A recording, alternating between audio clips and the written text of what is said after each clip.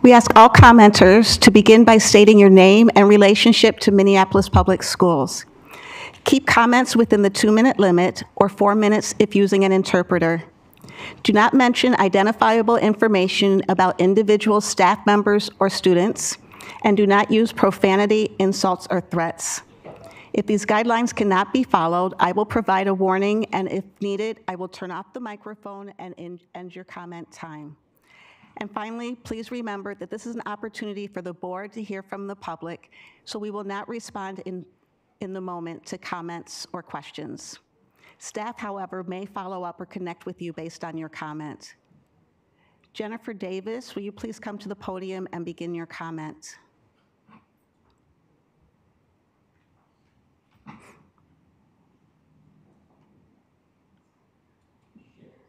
Is Jennifer Davis here? Is there anyone here who wishes to comment on the proposed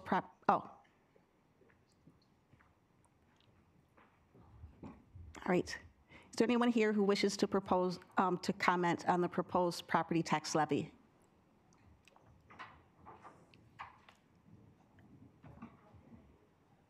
Seeing no one, we will close the tax levy comment and move to the other comments. Ian Buck, will you please come to the podium and begin your comment?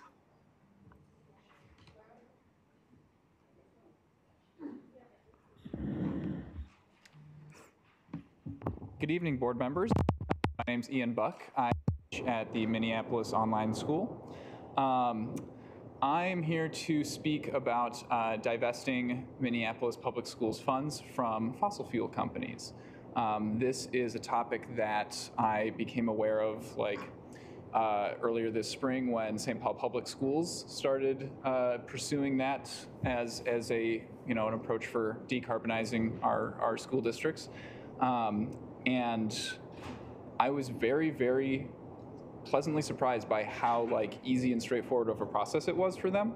I spoke with Uriah Ward, who is one of their school board members, about it, and it took about 9 or 10 months from start to finish of starting the conversation, asking the SPPS staff, would this work? Can we do this? Talking with the bank that manages their funds and everything, and writing up a resolution and passing it. So, as a teacher who will eventually be benefiting from, some funds that MPS has for other post-employment benefits, I would really rather the money that I'm receiving not come from sources that are, at the expense of our students' futures and our ability to continue living on this planet. And since it was such an easy process for SPPS, and they're not giving up their rate of return on their investments, I think that this is a no-brainer, a really low-hanging fruit that we can do to just do our little part in decarbonizing our society. Thank you. Thank you. Megan Troyer.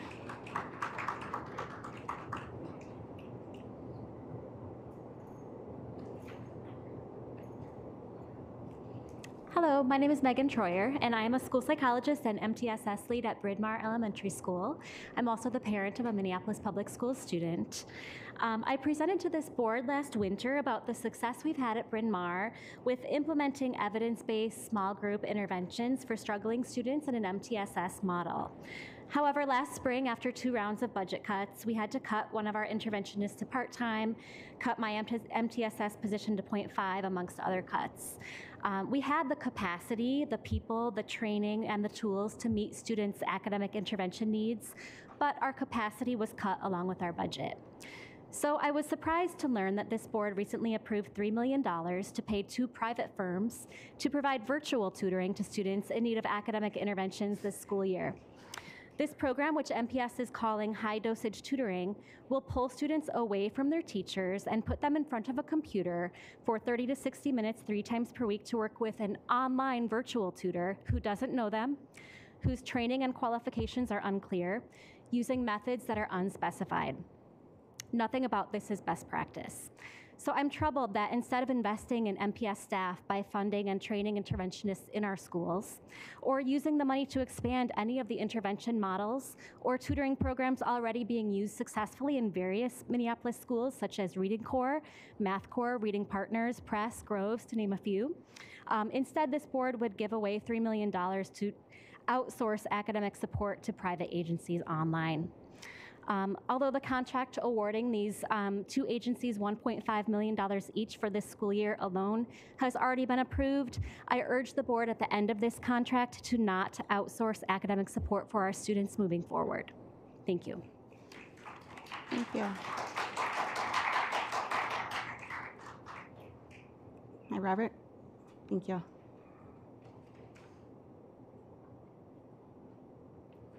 Hello, my name is Robert Zabrowski. I'm a third grade teacher at Hall Elementary and a North resident. The Minneapolis Police Department maintains a culture where MPD officers consistently use racist, misogynistic, and disrespectful language and are rarely held accountable. MPD uses covert social media to target Black leaders, Black organizations, and elected officials without a public safety objective. MPD provides deficient training and guidance for its officers, which exacerbates a pattern of discriminatory race-based policing. Officers are not held accountable because of ineffective accountability and oversight systems which contribute to a pattern of discriminatory policing. These findings are just some highlights from the Minnesota Department of Human Rights April report released in the Minneapolis Police Department. It's hard for me to even imagine Minneapolis Public Schools partnering with such an organization at the elementary, middle, and high school levels, but I guess here we are. So I have some questions about the after-school and the career training programs. One, why are the only schools chosen for the Police Athletics League on the north side of our city and the communities most directly affected by the racist policing practices of the MPD? Second, why is MPS moving forward with any partnerships with MPD when the city's police department is under federal investigation by the Justice Department and the damning conclusions at the state level? Three, what has changed inside the MPD since our school district cut ties with them in the wake of George Floyd's murder? What evidence do you all have of any of these changes? Number four, this question is probably the most important for me. Why does MPS have the time and energy to develop police-school partnerships when schools still lack social workers, fully staffed special education programs, and you can't pay our ESPs a living wage and you can't pay them on time or at all? No cops in schools.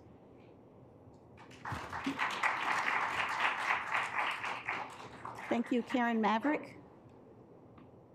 Is Karen here?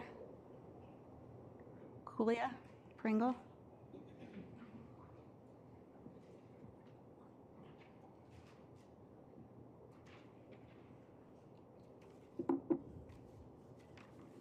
Kulia Pringle, National Parents Union. I'm giving my time to a Washburn student. Good evening, school board. My name is Seema, and I'm a senior at Washburn High School. Well, to start off, they have switched our prayer rooms to a wrestling room, and you have to walk through a gym class while there's basketballs being thrown from left to right, where it never gets cleaned, and we just want a presentable room to pray in and do not want to continue praying on a sweaty floor.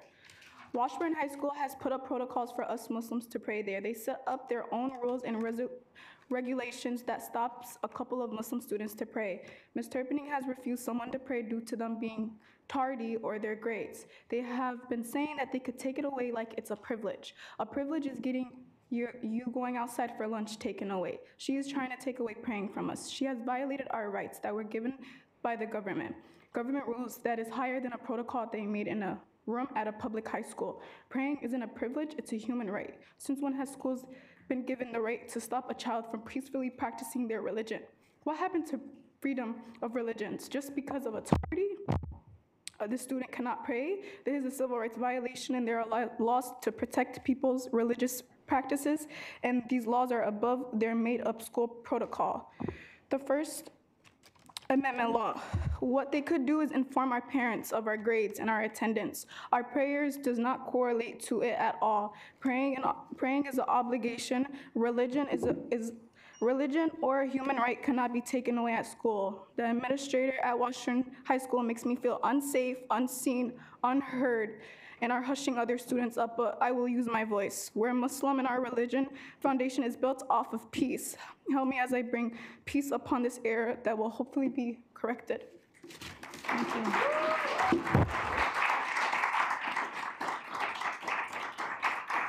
Samuel Edelstein. Samuel here. Kelly Pierre.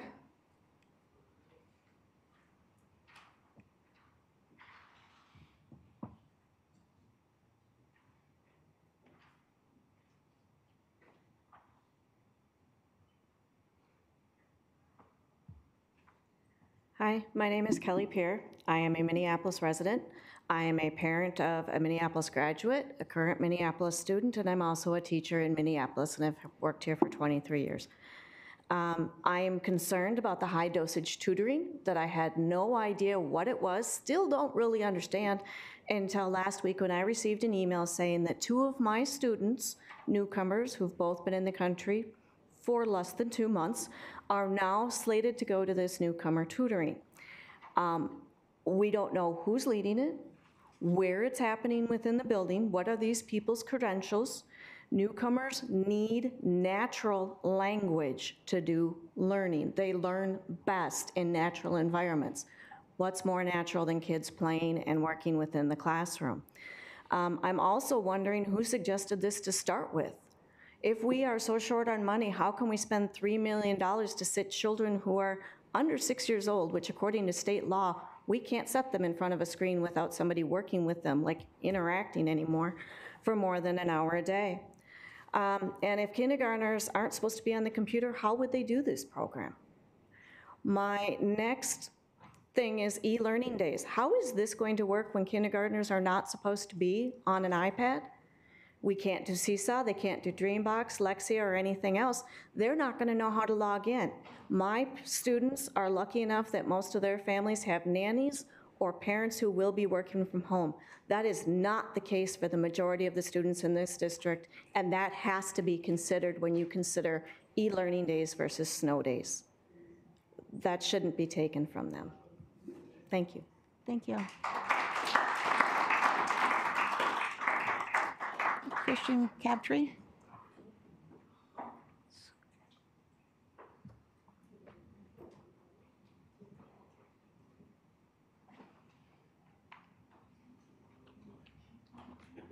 Good evening. My name is Kristen Crabtree. I use she, her pronouns, and I'm here as a parent in MPS, as well as a victim survivor of violence, including direct targeted harassment by MPD, and with lived experience navigating the justice system that was initially created to serve white property owners. It is our job to care for one another. Teglay Sundberg, Amir Locke, Winston Smith, Linnell Frazier, Dalal Eid, those lives mattered. The MPD Explorers program was an intern program for high school students that resulted in abuse towards our children. 2 sisters came forward in 2018 about the sexual harassment and racism they experienced in the MPD Explorers, which resulted in threats from MPD and 0 accountability. They have a pending consent decree and the Department of Human Rights findings. MPD does not have its house in order. It is not appropriate or wise to bring any of these programs into our schools, including the after-school sports. It is irresponsible and dangerous, and it ensures perpetuation of violent, abusive practices upon our children. I suggest that MPS listen to those most impacted by this choice, survivors, as well as experts in violence prevention and trauma, and the experiences of other cities resulting in child abuse at the hands of police. Make the decision to prioritize the well-being of our children and our community. In practice, are we prioritizing victim survivors? Are we prioritizing well-being? Are we addressing harm or perpetuating it? If our goal is to affirm and pour into our children and to transform conditions that lead to violence, bringing police into our schools is not constructive. Police do none of those things. As a matter of fact, they directly contribute to it. Thank you. Thank you. Katie Kampoff? Is Katie here? Gary Marvin Davidson?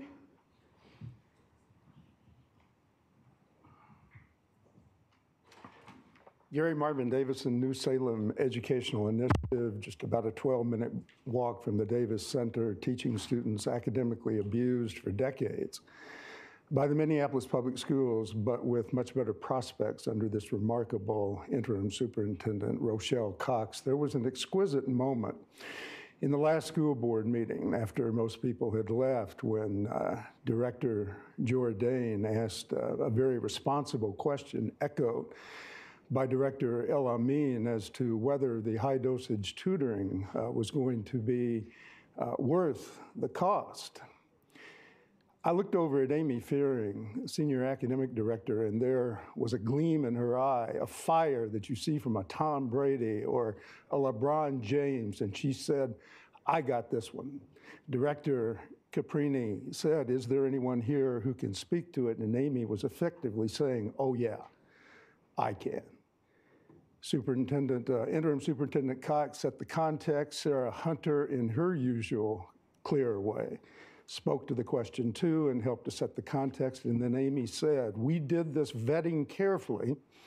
We had 6 applicants. We chose Carnegie and Axiom, which in fact do have very effective methods that have been effective in a number of situations. We do not absolutely know that this is going to work, but what we do know is that we do not right now have enough in-person tutoring to do the job, and you've seen the proficiency rates." And Director Caprini said, "I hear your passion, and I hear your clarity." And Jourdain and El-Amin, or rather, Director El-Amin said, "You did your homework. We need more of that passion. These are our babies. These are our future. This is our future. And we need to do everything we need to do to make sure that we get those proficiency rates up." Get well, Amy. Thank you. Tonya Drum. Tonya has asked that her time is given to an MPS parent. Hi, I have a student in Minneapolis Public Schools. I've been in the past in Minneapolis Public Schools. I do want to talk about bullying and the racial gap between POC students, Black students, and white teachers. I feel like that you guys should expand your resources to help all the POC students and Black students so we can get an understanding of what's going on, especially in classes. And with the suspension rate, how it is right now, again, it's with culture. And if you don't understand the background culture of what's going on, you guys are just going to continue suspending. I have dealt with so many suspensions between my lifetime and my child's lifetime, and it's a big deal. So mental health would be nice, like expanding mental health, expanding resources for children to talk to other adults that they can actually trust for once, instead of just speaking to a teacher where they're just being dismissed every single time. So I think that's all I'm going to say. I'm kind of new here, so. Thank you. Jennifer Davis. Is Jennifer here? Katie Ditter. Katie. Elizabeth Saman.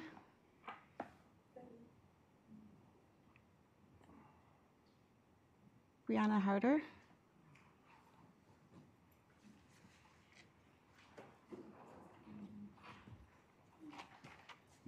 Hello, board and Interim Superintendent Cox. My name is Brianna Harder. I am a social studies teacher with 24 years in the district.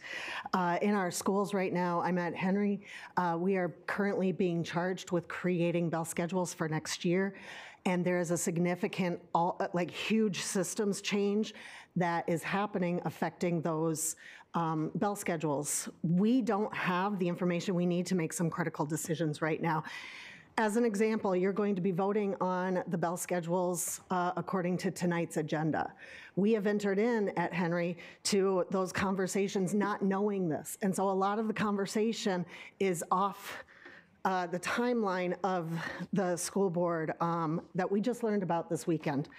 But this is not the only information that we are lacking. We're lacking information about our budget. There's a big difference between a 6-period day, a 7-period day, an 8/2 block. We don't know the percentage of students that are going to be participating in the CTE blocks requiring travel. We have a lot of questions about transportation that have gone unanswered. We don't know how that travel time is going to fully impact students, especially now with the addition or the return, I'm not sure, about Edison to now 3 hubs, as we understand it. We've been told our course offerings at the homeschool cannot compete with CTE offerings. This is a huge question about what that actually means and the implications for equity, particularly for our English language learning and special education students. I have so much more to say. We have so many more questions. I will submit these, but we are functioning in silos and we're continuing to do so. We can't afford this any longer. So much harm has been done through those silos. We need to become an integrated system. Thank you. Maria Cisneros.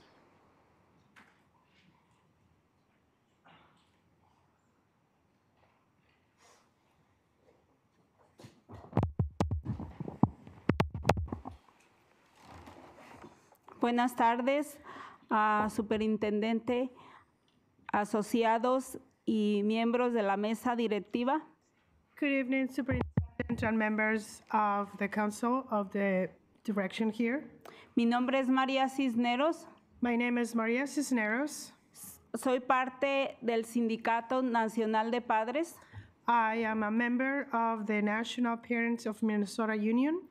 Estoy aquí hoy I am here today because porque hay mucha falta de liderazgo en Anderson. there is a profound lack of leadership in Anderson School. Me gustaría ver más a los asociados I would like to see more of the associates trabajando o chequeando más en sus distritos, en sus escuelas. working or checking out how the schools that they are responsible of are doing. Porque hay mucha violencia, mucha inseguridad. Because there is a lot of violence and insecurity and unsafety.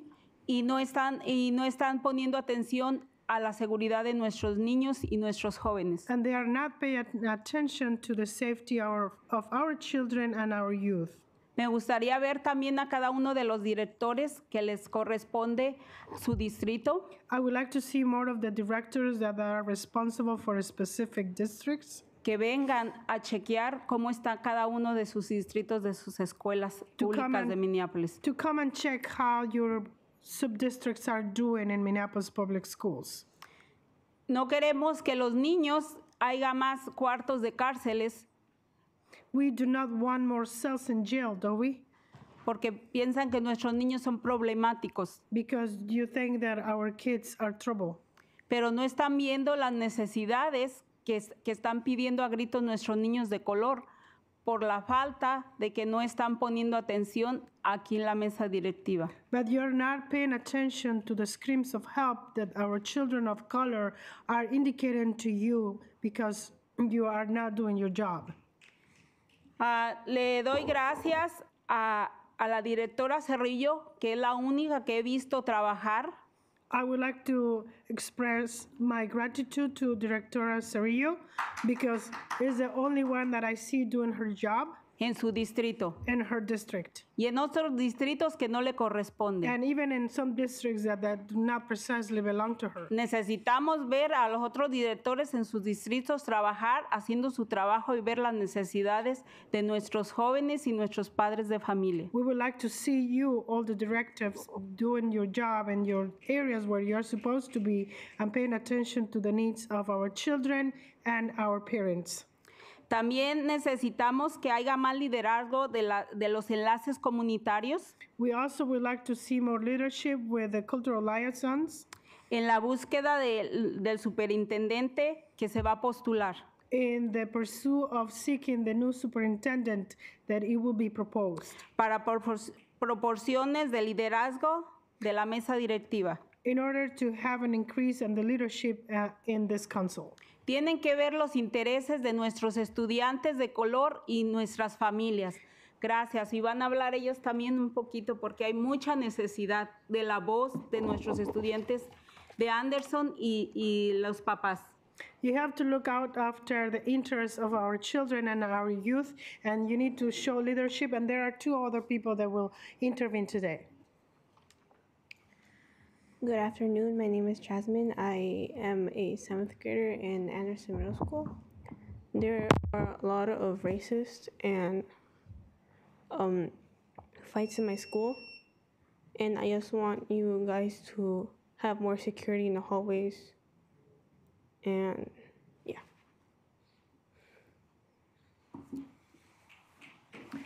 Buenas tardes, Margarita, soy mamá de Yasmín y estoy aquí por ella. Good afternoon, my name is Margarita. I am the mother of Yasmín, and I'm here to support her. Ella está pasando por una situación de acoso. She's going through a situation of harassment. Necesito más apoyo para ella, más vigilancia en la escuela, más atención en todo el distrito, porque no solo ella está en esta situación. I need more support. I need more attention to her. I need more help because this is not the only student that is going through this type of situations. Necesito que mi hija esté tranquila, que se sienta segura en la escuela porque va a la escuela para estudiar, no para estar asustada. Ella está asustada y es lo que no quiero. I need more security, more help for my daughter because my daughter needs to feel safe. She does not feel safe. She goes to school to learn not to feel unsafe and insecure in regards to what is happening at school.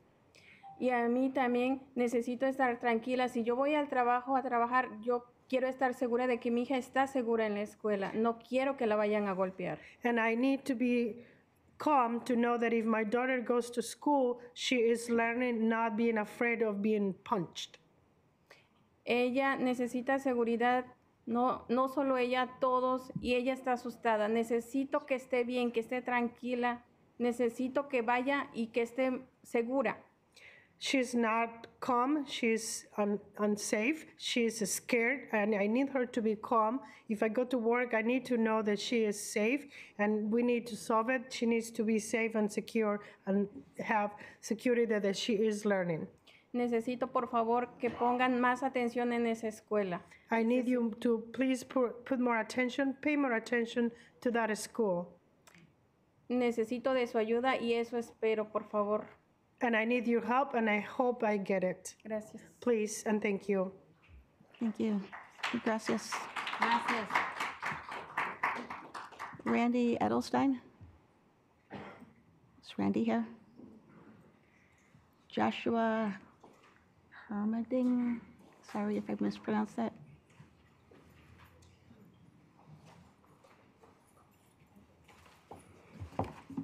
Hello. My name is Joshua Hermerding, and I am a special education assistant at Webster Elementary and proud MFT 59 member. Before describing what my job entails, I want to list my qualifications. I have a combined 10 years of experience as an educator. I have taught in 3 countries at the elementary, secondary, and college levels. I'm a certified Tier 4 teacher with a master's level education. I have worked in the public schools as a teacher, ESP, bus aide, substitute social worker, and facilities employee. What does my job at school entail?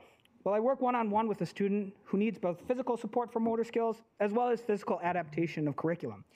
For nearly 7 hours a day, I sit next to the student and allow them to participate equitably in our public school setting. That includes feeding, going to the bathroom, standing, writing, placing and monitoring hearing devices, providing eye-level content that is easy to see, practicing calming strategies when frustrated, interfacing communication with other students, etc., etc., etc. If you were to ask any of his teachers or our admin what my students' 8 distinct educational goals are currently, I can guarantee they would not be able to tell you. But do you know who can? I can. Because every single day, I am called upon to structure their day in a way to meet every single one of these separate goals. But sadly, despite my work, this district and school board do not feel that I am important. How can I say this? Because this past spring, our union went on strike in order to uphold and empower the work we do as ESPs. We won 5 extra hours to support collaboration with teachers and other professionals at the school. And do you know what was provided at my school by my administration? We could either sit on the buses and aid or forfeit our 5 hours. I do not receive 15 minutes to talk with any of the teachers every day. So, this is an example of systematic oppression of working class staff and students. It is disgusting, and you have the power to change it as our Minneapolis School Board. And yet you have not. Listen to us because we are the experts of our jobs. Honor our contracts. Thank you.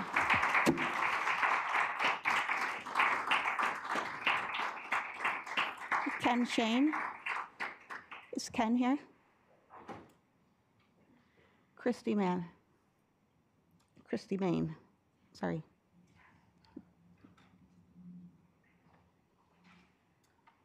Hi, I'm Christy Main. I'm a teacher at South. I'm a librarian, and I'd like to invite you today, the current and incoming school board members, to learn more about the library programming in Minneapolis Public Schools.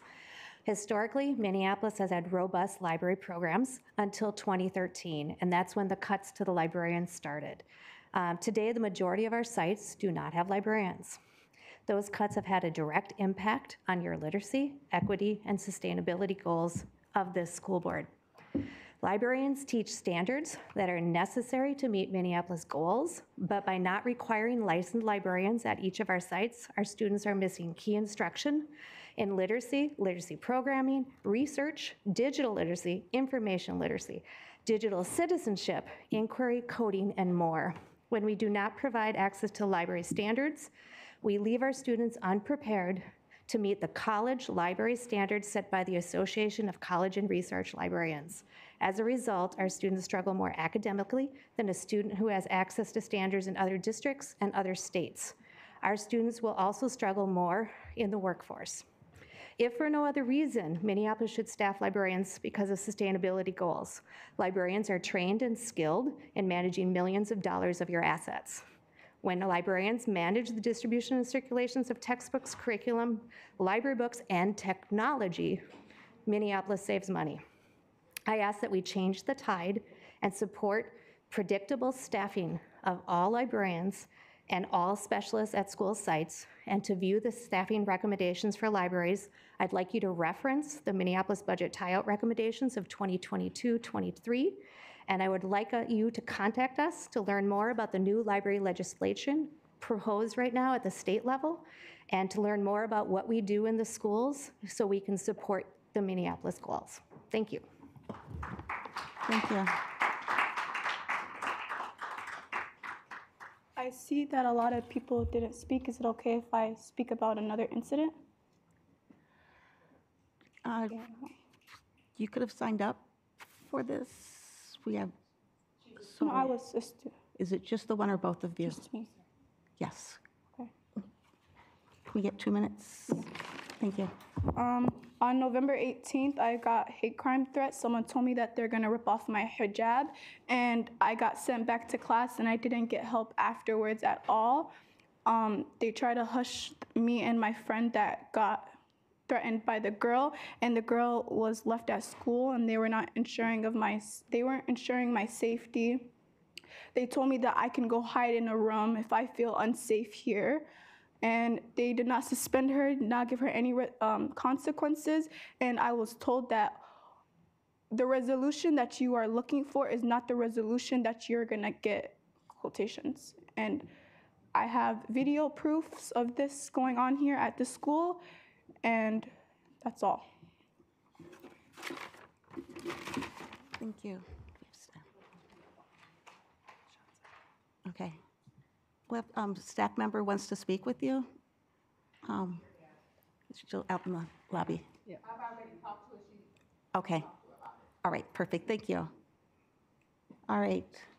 Anybody whose name I called may have walked in late? Karen, Samuel, Christian, Katie, Jennifer? Nobody? All right.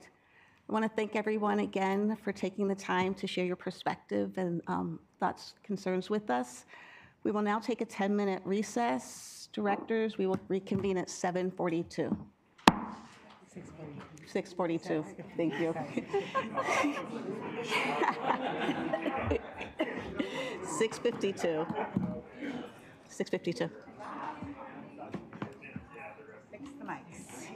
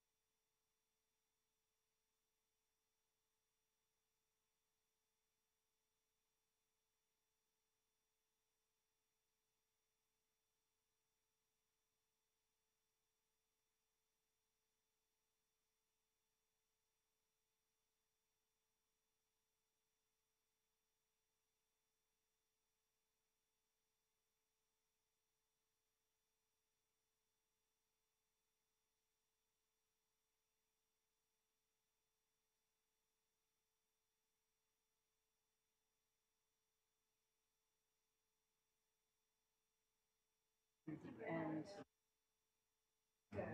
no, I think we're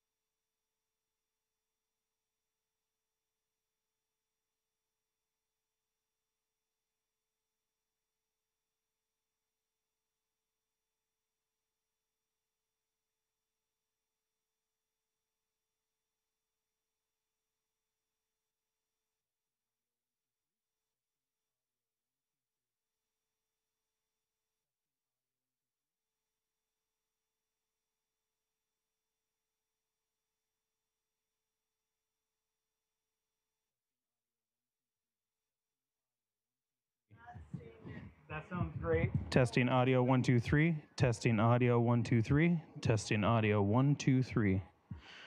Testing audio 1 2 3. Testing audio 1 2 3. Testing audio.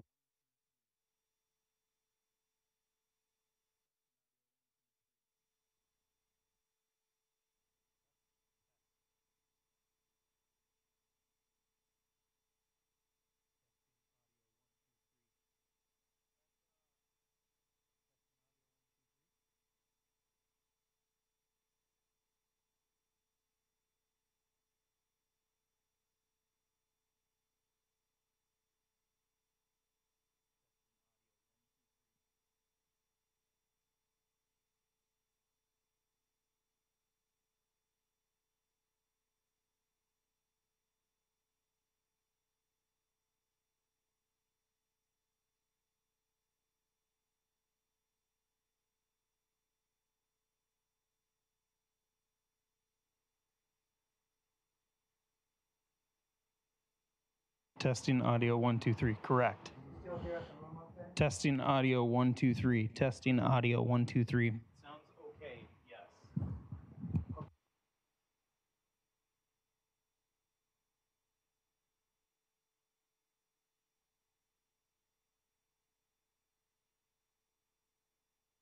Checking 1 2 3. Checking 1 2 3.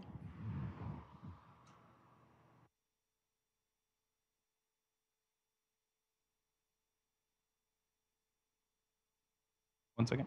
Check 1 2. Check 1 2.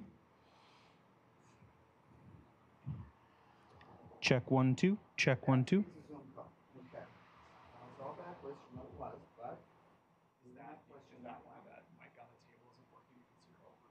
No. Well, Mike. Oh, here you go. Let's see if Julie, can you get Julie on the call? Testing audio 1, 2, 3. Check 1, 2. Julie, can you try to speak into the meeting? That was good.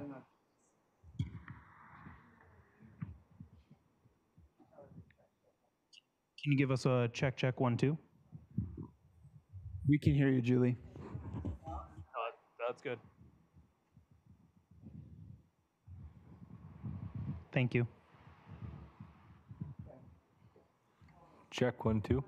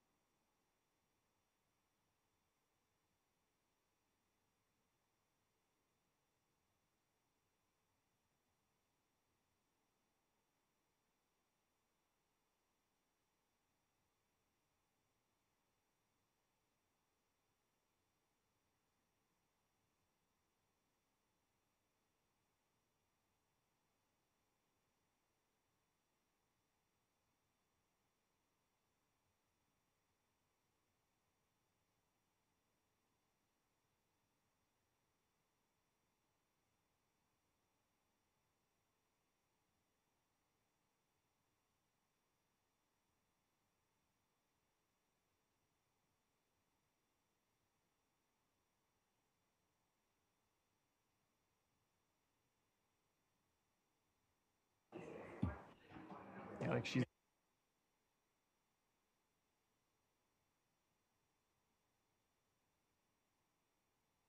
You'll just have to look at. Testing, testing. We'll just have to. Can you try yours? Yeah, sure. No, just try to talk to it. Testing 1, 2, 3.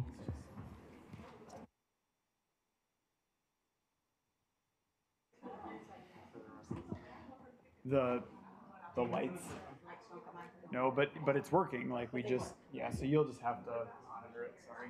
I don't know what's going on. Why everything is choosing to be messed up. Right now it did, and then I was like, you now. She told me.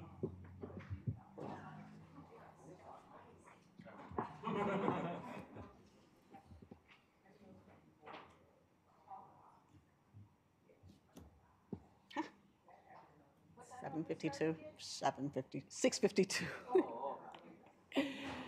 Yeah.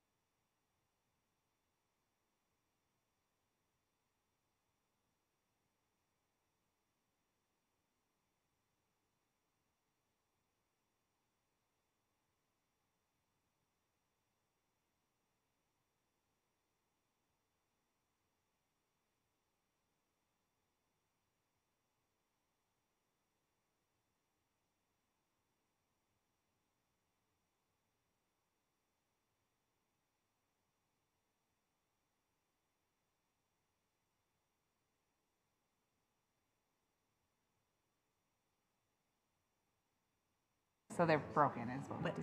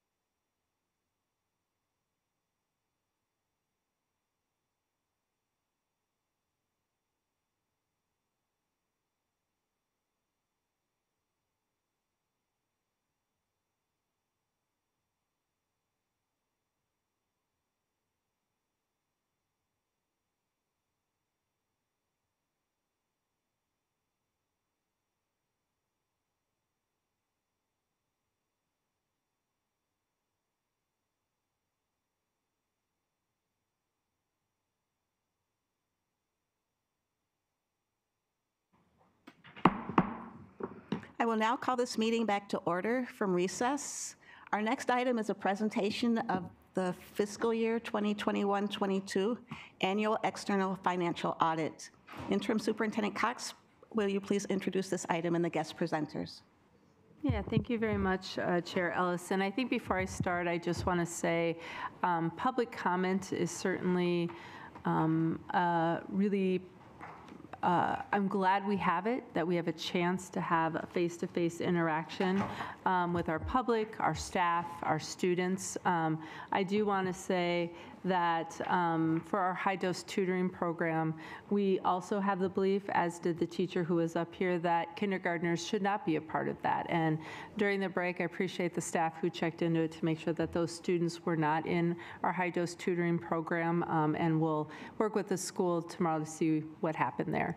And also appreciate the staff who went out to talk to staff, students and families.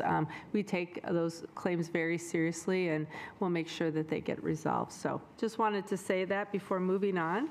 As directors will recall, each year the district, along with other large governmental entities, is required to have a comprehensive fiscal audit conducted by an external auditing firm. This year's audit is complete, and we have representatives from Bergan KDV here to present their independent audit.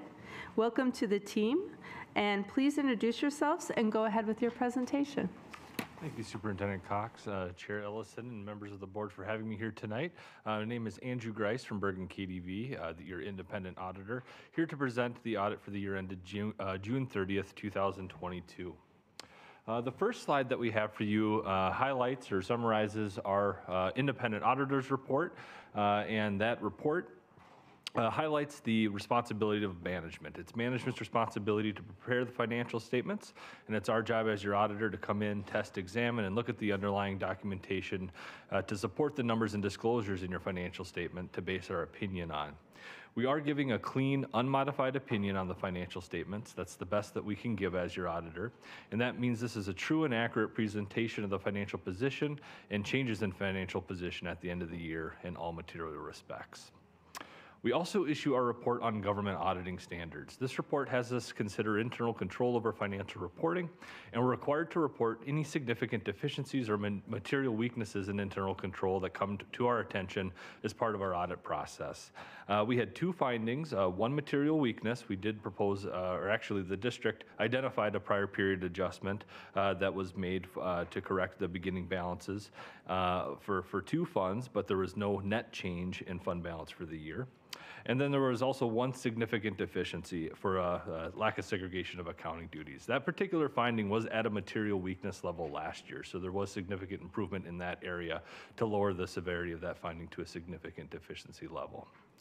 We also issued our report on the uniform guidance. The district expended $143 million in federal awards this year, and that results in us being required to perform a single audit or a compliance audit related to the major federal programs. Now, we selected 3 major federal programs: the American Rescue Plan program, $3.7 million was spent there.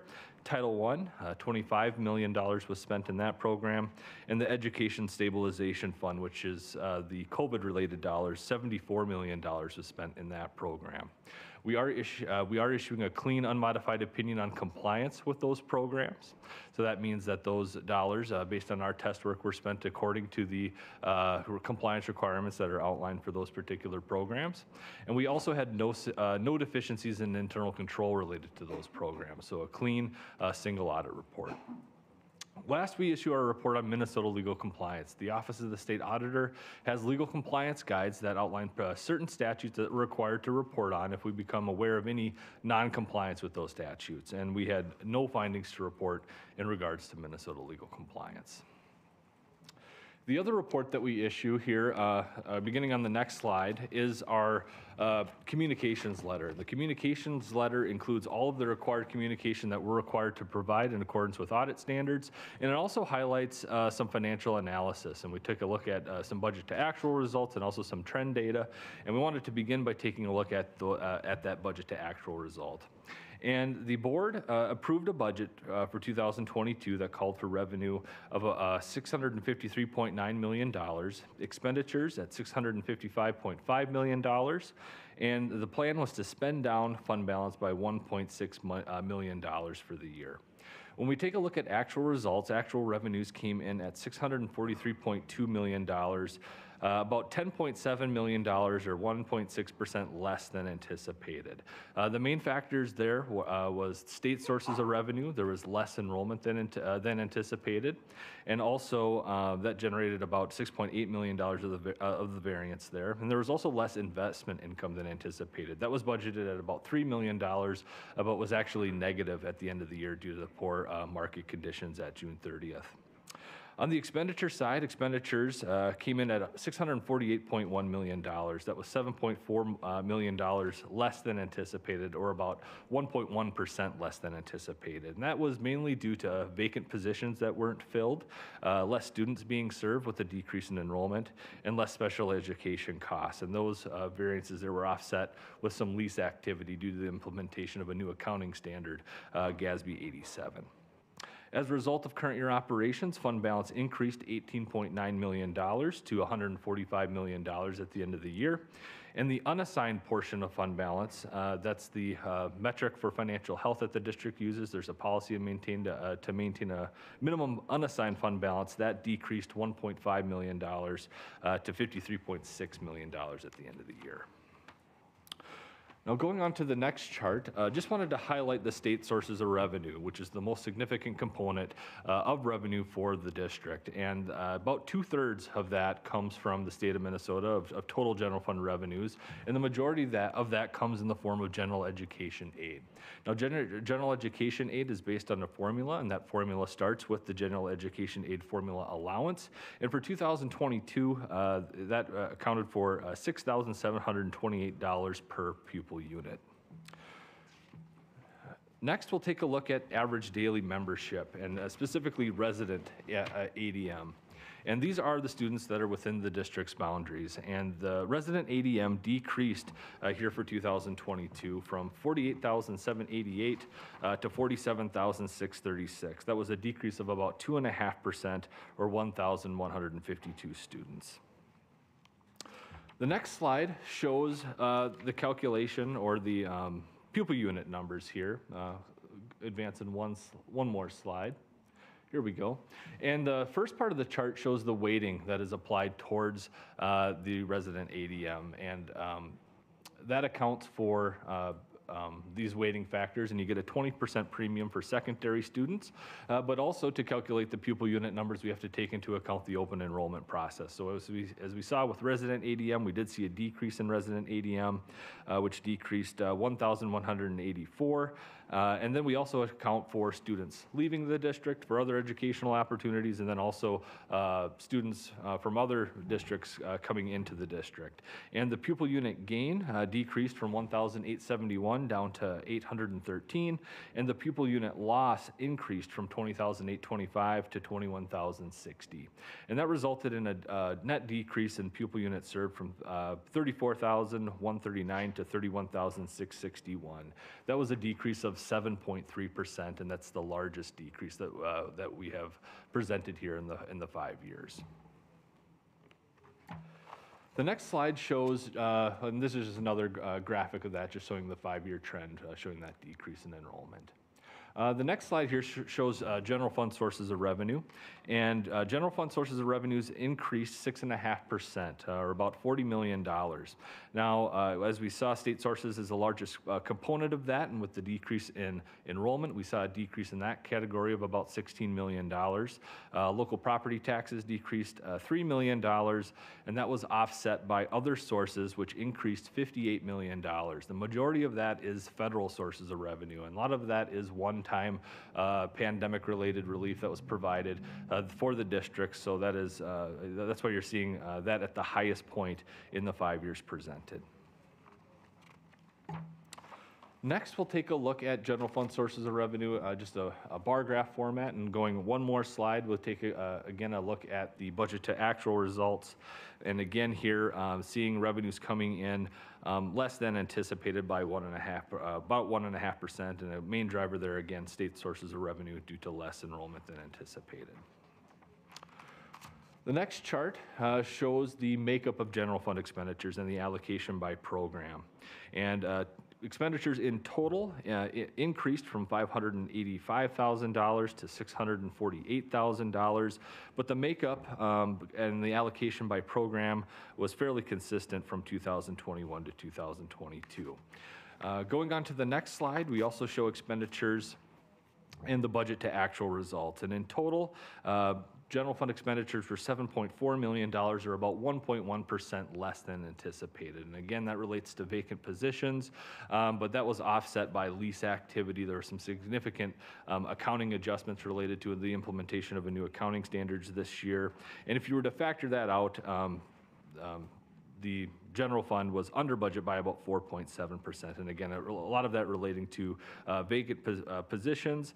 District support and administration was under budget because of budgeting for certain grant programs in that area that were ultimately spent in other areas. Sites and buildings was over budget by about $3.3 million related to lease activity. Instructional support services was over budget by about $3.2 million related to stipends and other negotiated items related to collective bargaining agreements. And special education was $5.7 million under budget due to less special education costs than anticipated. The next chart shows revenues per ADM served. Just to give some perspective, we also provided the state averages for revenue per ADM served. And with the increase in revenue and the decrease in enrollment that we're seeing these numbers increase here for 2022, increasing from 23,189 to 26,242. And again, that relates to the general fund as well as the food service fund and community service fund. Both of those funds experienced increases this year with increased activity related to the pandemic happening in the prior year and the related impact in those funds. And going on to the next slide, we also wanted to share this metric for expenditures. And so we saw expenditures increase this year. However, with the declining enrollment, we're seeing increases in expenditures per ADM served, increasing from 24,692 to 29,052. And we're seeing that across the state as well with the additional funding that was provided related to the pandemic. We're also seeing increases, but those are a little bit higher. The increase is a little bit higher at Minneapolis Public Schools because of the decrease in enrollment. The next chart shows the general fund financial position here for the last 5 years. And in 2022, we did see an increase in total fund balance, increasing, there we go. increasing from $126 million up to about $127 million at the end of the year. There was a decrease in cash and investment balances, decreasing from $168 million down to about $153 million because there's amounts receivable from the state related to state and federal funding. The next chart shows the general fund operations here for the last 5 years. And as we saw in the previous slide, we did see an increase in fund balance this year of about $19 million. And the bottom part of this chart shows the breakout of fund balance between the different components. There's a non-spendable component, amounts that are spent on prepaid or inventory related items, amounts that are restricted. The state provides state sources of revenues that are restricted to be spent in particular areas. And then we have amounts that are assigned for specific purposes, and then that leaves the unassigned amount. And we did see increases in the non-spendable category as well as amounts restricted for specific purposes. Operating capital increased about $3 million. Alternative programs increased by $1 million. Basic skills extended time increased by $2 million. Assigned fund balances, which make up a majority of that, is made up with class size reduction and capital projects referendum. That increased $11 million. And as, the unassigned fund balance decreased about $1.5 million. And just a reminder on the district's policy, it is to maintain a minimum of 8% of annual budgeted expenditures. And at the end of the year for 2022, the unassigned fund balance represented 8.3%. So the district is in compliance with its minimum fund balance policy. The next chart, I also wanted to highlight the two special revenue funds here. First, the food service fund. The food service fund was fairly consistent with 2021 on the revenue side, a little bit of a decrease. There were better reimbursements rates for meals served. However, there was a decrease in enrollment and related decrease in meals served. The expenditures increased from $19.2 million to $25.2 million as operations were back in person and our meals were back being served in person, and so saw an increase in costs there. And as a result, we did see a deficit for the year of about $4 million, decreasing fund balance from $5.4 million to about $1.4 million at the end of the year. The last slide here is the Community Service Fund. Again, with the pandemic having a significant impact on programming in the prior year, we did see a little bit of a rebound here in 2022, with revenues increasing from $27 million to about $29.7 million at the end of the year. Also an increase in expenditures that resulted in a surplus for the year of about $112,000, increasing fund balance to about $5.2 million at the end of the year. That's a high-level review of our audit reports and the financial analysis provided in the communications letter. Next, we'd just like to open it up for any questions. Thank you, auditors, and everybody on the finance team and others who helped put this audit together. Directors, I'm going to note that on the consent agenda includes a resolution acknowledging that we have received and filed this audit. Are there any questions for the auditors? Hit your request to speak button. There are none. Oh, Director Elamine. Thank you, Chair. Just wondering again, you mentioned about the material weakness.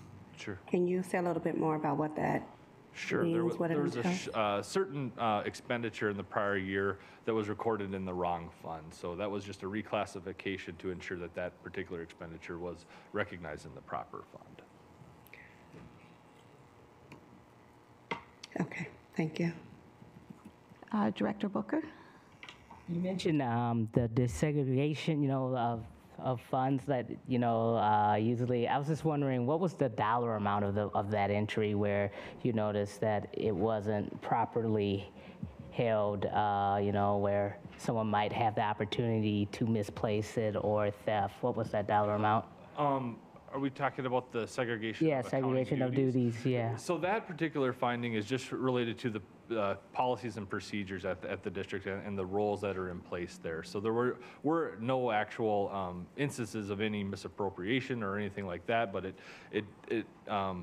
makes the board aware of the fact that there is some overlap in certain accounting duties. So in the perfect world, there would be 4 different people in a particular transaction process, and with turnover in the finance department and some of the year-end duties there, there was some overlap in those duties. I totally understand that. I was just wondering, like, is there a dollar amount? Like, it's, you know, like, is it large, small, medium, high? Is it across the board, or? There was no specific dollar amount for that particular fund. It's just process related. If it'd be okay, I'd like Senior Officer Giap just to comment also on this one. Is that okay? Thank you. Thank you, Superintendent and members of the board and the public here present and watching this meeting from home. This is a finding that if we go back, we would see it, that, you know, separation of duties and lack of internal control. So we've had that finding for many years now. And I've said it before, we've been operating with a very thin staff level. Most of the reductions, budget reductions that we've done, we've been reducing the Davis Center. And when we do, these things happen. For instance, if you have 2 people or 2 people in accounts payable, if one is sick, there is only one left. And if we have to issue a payment, that person would be the one processing the transaction and issuing the check, which is not a good practice. So these are the things that we're having. So we're working to retool the finance office, both in accounting and payroll and other areas, because we are really at a level, and we've been in this position for just too many years. Thank you. Director Caprini? Thank you for the clarification. Thank you. Thank you for, oh, do I need to turn that? It won't come on. The light won't come on. Technical difficulties. Yes. Thank you. It has been a pleasure to have audits that have very few findings. I've said this before, that years ago we used to have up to 18 findings.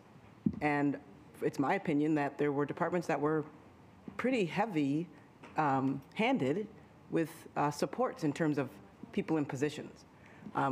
Senior Officer Giap, thank you for the explanation about the separation of duties.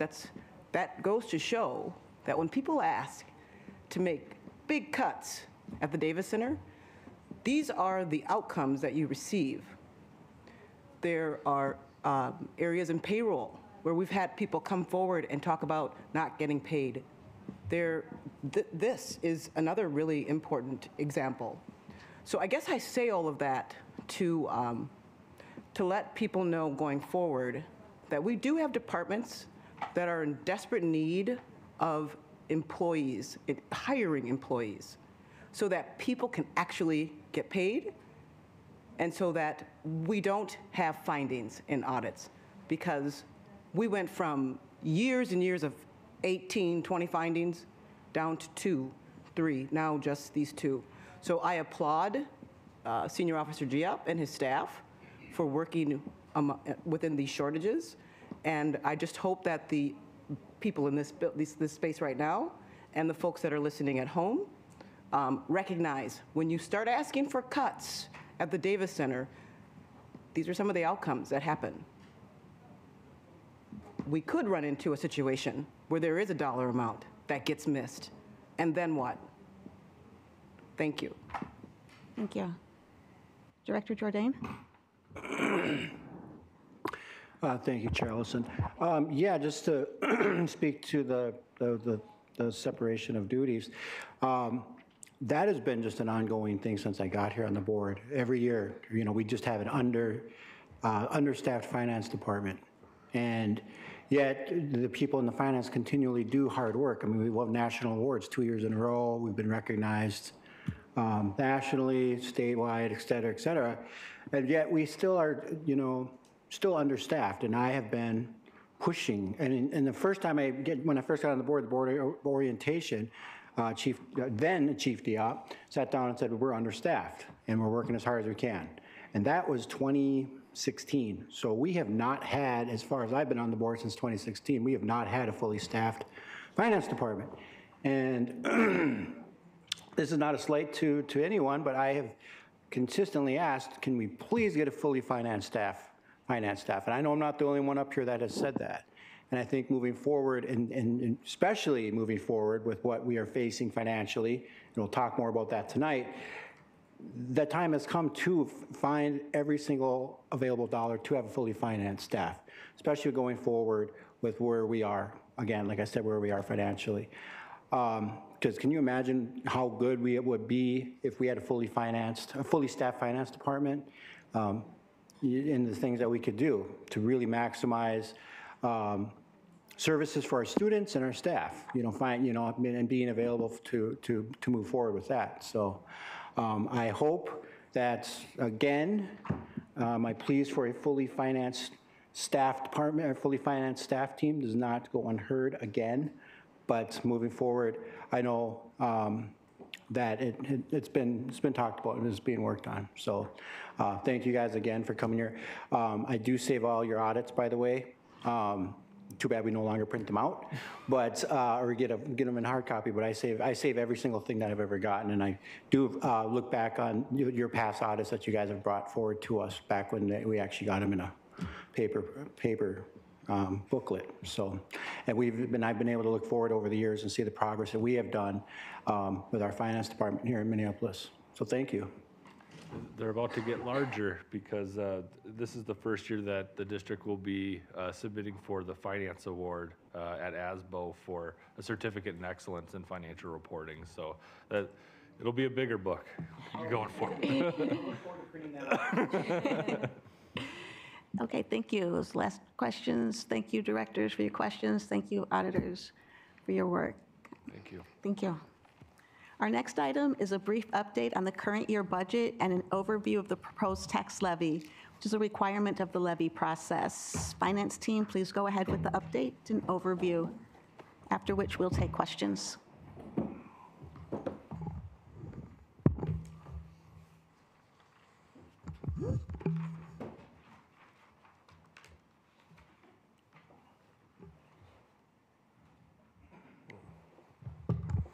Thank you, Director Ellison, Superintendent Cox, members of the board. Just a brief budget update, just a couple slides. So revenue, this year, we're looking at $11.6 million in our budget, above the original budget. This assumes the adoption of the board resolution tonight. And the big items here are we had a reduction of $6.8 million in the lower ADM projected, as well as $24.5 million of ESSER pull forwards. And that's to fund the transportation, food service, and academic boosts. And then we reduced the revenue in the food service fund because that will be subsidized out of the general fund.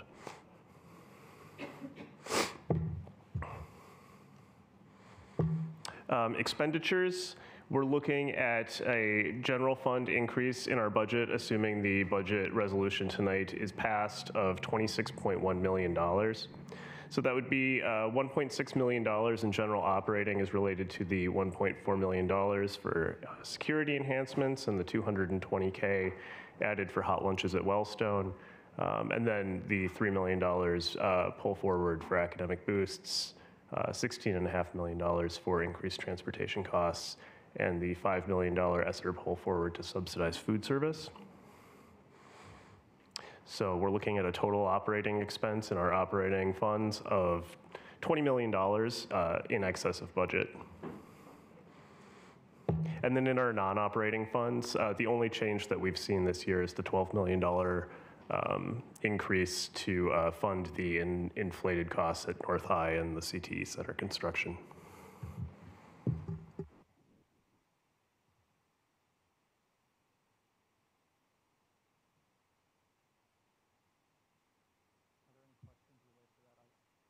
Are there any questions related to that item?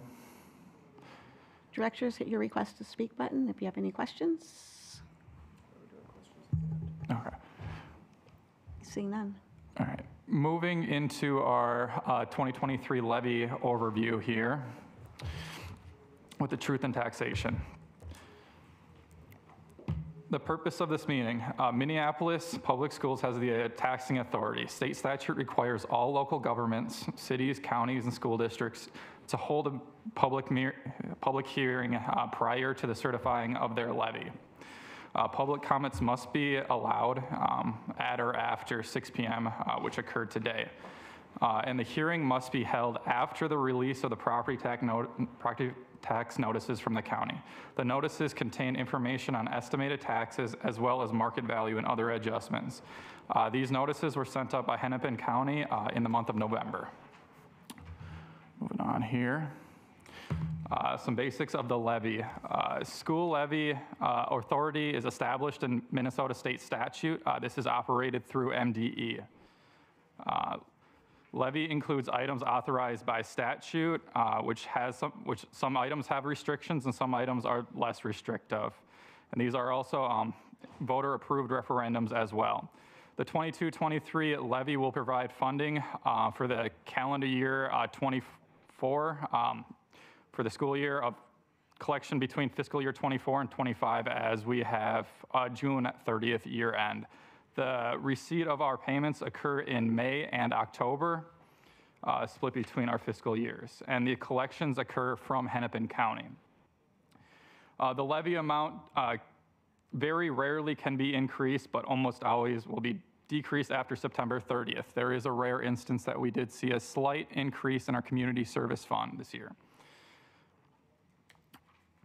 Factors impacting the levy amount are changes in our tax bases. Each home is assessed a value, your estimated market value and taxable market value. Changes to your individual house can impact the overall taxing that you get. Legislative changes to education formulas. This is operated through MDE as the levy process. Referendum inflationary increases can increase or decrease the amount of the levy overall. Pension contribution changes required by statute. We do a levy for an additional amount for para and TRA that goes back to the state. We do have the authority to levy for other post-employment benefits obligations that our employees have here. And another big piece is our debt. We are able to levy for principal and interest payments on our debt related to our issuances of bonds for capital projects, refunding issuances, and long-term facilities maintenances and health and safety projects. Moving here to our levy summary. This shows that we are having an overall increase of 4.34%. This has been adjusted since the last Finance Committee meeting when it was 4.47%. The changes that took place since that date was a $164,000 increase in Community Service Fund. MDE discovered an error on MDE's part, and they notified the school districts that it affected, and we were able to clear that up, and that increased that. With our refunding that we did on our 2014 bond with 2022D, we require less principal and interest. Therefore, we are seeing a decrease in the amount that we need a levy for in our debt service fund. So our debt service levy decreased $474,000. That overall is a decrease of $310,000 from our Finance Committee meeting. So that went from 4.47% to a now levied amount of 4.34%. Looking at our proposed property tax statement that was sent out to Hennepin County here, it's kind of broken up in 4 steps here. One of the main key factors here is step number 1 here. That shows your estimated market value and taxable market value. There are a lot of properties that saw increases this year. Minneapolis Public Schools does not have any authority regarding the value of your house. That, if you have any questions related to that, please contact Hennepin County assessors. Step number 2 shows the overall increase or decrease between all taxing authorities within the taxing district. And step 3 identifies the due dates and coming up for the Hennepin County here. Actual statements will be presented to everyone by mail on March 2023 with your payments due on May and October. And again, Minneapolis Public Schools only has authority over that boxed amount on the bottom right there. So looking at this, it can be a little misleading for your changes in taxes here. So estimated market value for Minneapolis taxing authority district increased 7%, while the taxing market value increased 7.3%. So there are going to be properties that see a decrease, and there are going to be properties that see increases. If your valuation of your home remained pretty consistent throughout from last year, you're actually going to see a decrease potentially in the amount of taxes that you pay, but most properties did see a increase in their market value. So if your assumption is that there was no increase in your property, you'd be looking at around 3.6% decrease in taxes due. And that goes up to 3.9% when you go up to $1 million property valuation. Corporate side, they are seeing around a 0.8% increase. That's with the assumption that you are not having an increase in your market value, which is a driving factor. Any questions related to that? Directors, hit your request to speak button, please. Director Caprini. So I'm wondering if you can tell me where I could find information about where in the city are we seeing the highest increase in property tax increase? And then where can I find more information about the percentage that corporations pay, and in what areas of the city are they paying the least or the highest? That's a lot. Yeah. You can email me if you want. I'll have to do some digging around that. I know there are some areas that's more significant decreases and more significant increases. It's kind of scattered. So I'll narrow it to our 6 districts if that works. Okay, yeah, I can do some digging on that. Do you have time? Yeah, I'll find something. Okay. I'm interested too. Okay. All right, thank you. Thank you. Any other questions? Seeing none, thank you. This is one of the actions we will take later on in the meeting. We will continue with our finance team. The next item, a presentation and discussion about the budget pro forma. Interim Superintendent Cox, would you please introduce this item and the team who's going to present? Yeah, thank you, Chair Ellison.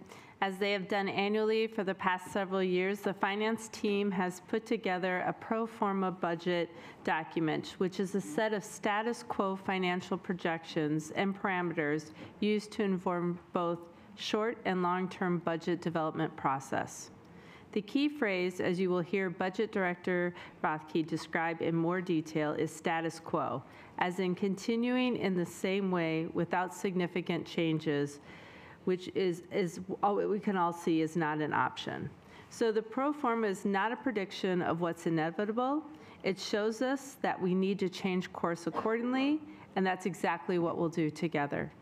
I believe my role as interim superintendent is to help put the next superintendent in a strong position to be able to work with the new board to make the needed changes so MPS can be what we all know it can be. This means beginning the process of outlining all options available to us, and I can tell you already that this is going to take an all-of-the-above approach, as there are no single fixes. First, we need to ensure that the way we spend money is more closely aligned and to the values and priorities in our strategic plan. Making sure we spend money in this way not only has the potential to identify where we might be able to reduce expenses, but will also get the needed resources to the key goal areas of academic achievement, student well-being, effective staff, and school and district climate. Next, we'll work to increase revenue. There is no denying that a large part of why we are in this situation is the decades of chronically underfunding public education by state and federal governments, especially with special education and English learner funding. If MPS received full reimbursement for the services we provide in just these 2 areas, we'd have more than $70 million additional dollars every year in revenue. Again, this won't and can't fix things on its own, but it's a critical piece. This legislative session in particular offers hope that the state leaders will at long last deliver on what is owed to our public schools. And through approval of the legislative agenda later this evening, we will be there to make sure it happens. No one thing will alone put us back on a sustainable financial path, including increasing student enrollment. Having more students in our school, however, is one of the needed steps we must continue to focus on, building on some great successes this year. Our student placement and engagement teams have been partnering closely with 3 focus schools, and I'm pleased to share that they have hit their targets and filled all but 13 seats across the 3 schools compared to their projected enrollment. We are also working with partners, including our educator unions, on initiatives such as door-knocking enrollment campaigns to help make sure our community knows about all the amazing things happening in their public schools. Remember that our enrollment choice window is now open through February 7th when the first lottery begins, or closes, sorry. Check out our amazing schools in person or through a video tour, or talk with our staff who will be out at events, including enrollment fairs and in the community. Everything you need can be found at enrollmps.org. While increasing the share of school-age students MPS serves is important, we must acknowledge that the number of children in our city continues to decrease. We will work with our partners on correcting this through increasing affordable housing and addressing public safety concerns, but the reality is that it's unlikely that tens of thousands of children will return to Minneapolis again in the near future. So, we must also take steps to ensure that our district is appropriately sized for our city and population. I recognize the difficulty in even starting this conversation, but I also see the enormous potential benefit for our students and staff in being able to resource our schools the way we all want, which is something that would be undoubtedly easier to do if we weren't trying to sustain so many school buildings, each with their own administration, transportation, utility, specialized positions, and courses, and other costs.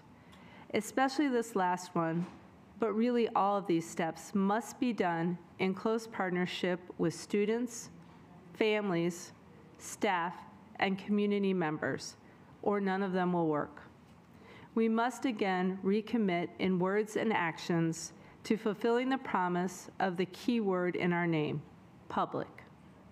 This institution is for all of us, and we have each a shared responsibility for it, including the stewardship and sustainability of ensuring it can serve generations of Minneapolis families to come.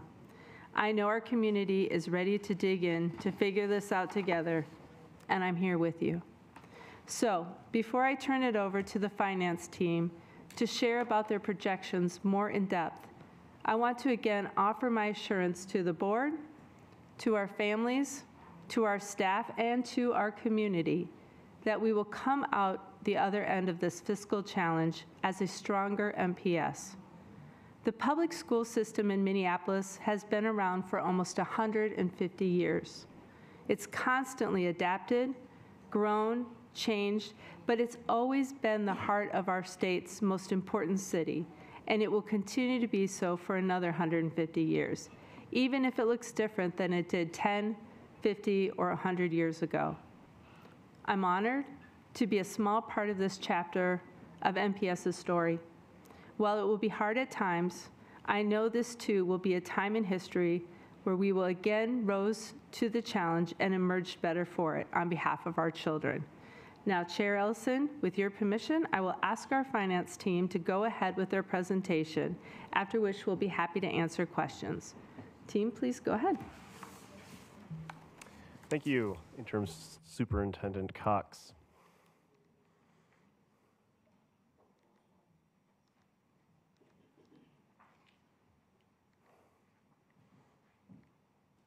All right. I want to start by talking about what a pro forma is. Right, so our pro forma is a 5-year projection of the district's financial position, and it's essentially a tool to inform the board, you, and senior leadership as you make financial decisions. It's also an explanation about why our financial situation is the way that it is, and an analysis of the future position of the district as it looks to the future. Also important is what a pro forma is not. The purpose of the pro forma is not to prescribe structural changes to the district. It's not to propose remedies to existing financial issues, and it's not meant to direct the decisions of the board and senior leaders. The purpose of the pro forma, it's meant to inform, not to direct. So what are the findings of our pro forma this year? I'll just go through them point by point. The district is approaching an impending fiscal crisis. This is the result of long-standing structural issues compounded by rapidly increasing costs, stagnant revenue, and the sudden loss of federal funds in fiscal year 25. Increasing enrollment is not a viable strategy to fix the district's financial issues. And the largest cause of enrollment declines is due to a decline in the number of children that are living in our city. So this is the numbers. And if you look at the very bottom, you'll see that we have the beginning fund balance and the ending fund balance drawn out. Essentially what we are saying is that if we do nothing, we would run out of money to operate the district in fiscal year 25, or around then. So I'm going to talk about some of the assumptions that we made as we put together this pro forma. The primary assumptions in our model are enrollment, funding levels, and salaries and other expenditures. And I'll start with enrollment.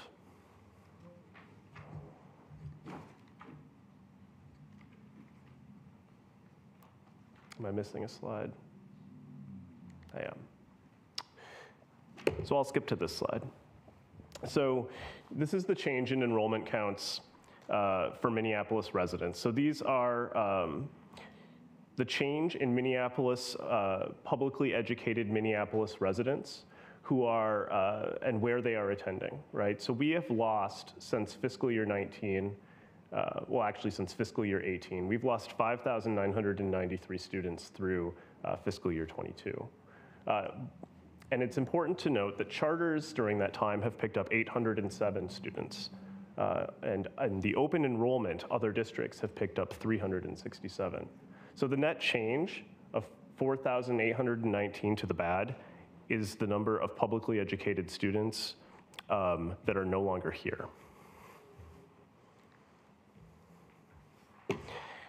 And the reason for that is there are simply fewer children living in the city. Right? The number of children ages 5 and under living in the city fell 17% between 2020 and 2021. And the number of children ages 6 to 15 fell 6.4%. There are simply fewer children for us to educate.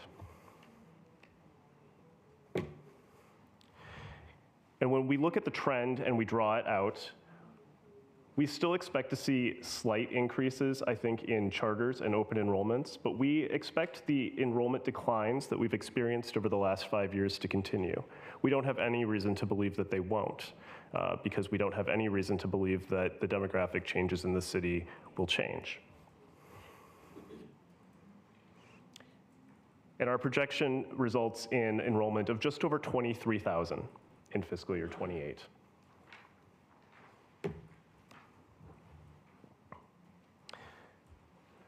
Another issue is that the formula, the per pupil student aid that we receive from the state, has not kept pace with inflation over the last 20 years.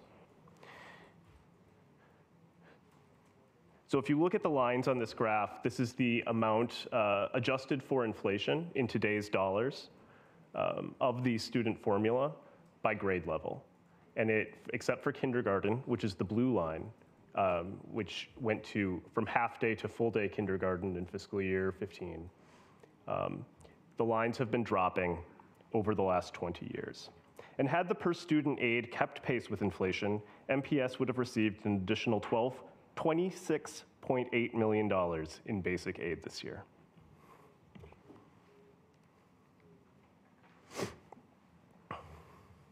Our other assumptions are related to salaries, and wages and fringe and other expenses. But nearly 80% of our general fund expenditures are used to pay salaries, wages, and fringe benefits. So small changes in the way that we compensate people can have outsized effects on the overall financial position of the district.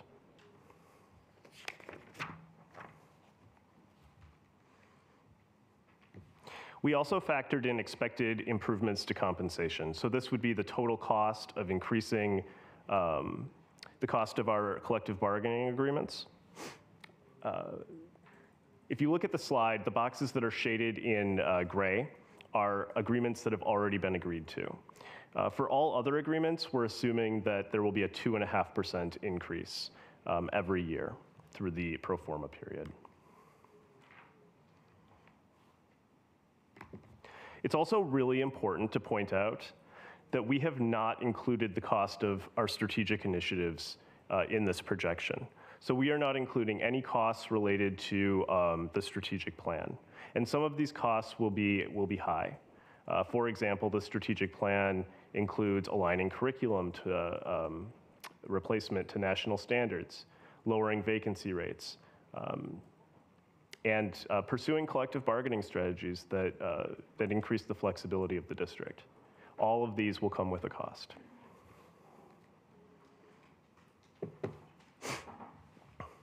And then we have the ESSER 3 expiration in fiscal year 25. And you can see that on the red bar on the chart. That's the amount of revenue that we are projecting to receive from federal sources, from grants. And you can see the significant drop off in fiscal year 25.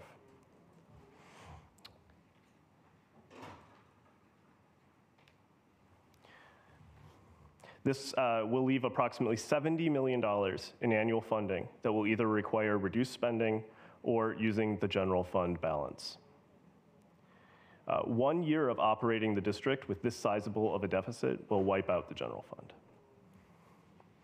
And if we look at a general fund projection, given the current status quo, the district would be forced to take on operating debt starting in fiscal year 25.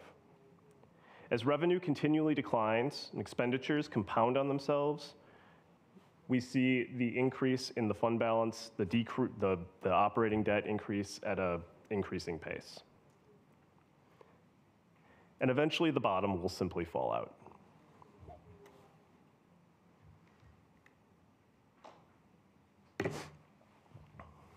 We also have to consider our minimum fund balance requirement. Board policy requires an 8% minimum fund balance unassigned, as our auditor was saying earlier. And we can model out what enrollment levels we would need in order to maintain that fund balance level.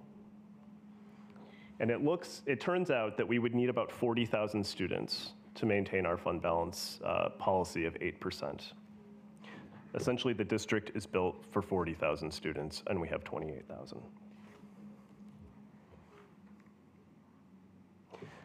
So the question is, how do other districts do it? And the answer is they spend less money per pupil. MPS spent $3,900 more per pupil in general operating costs in fiscal year 21 than the other 15 largest districts in the state. And if MPS spent per pupil at the same rate as those other districts, we would have spent $125 million less in fiscal year 21 than we did. The largest gaps are in regular instruction, special education, and pupil support services.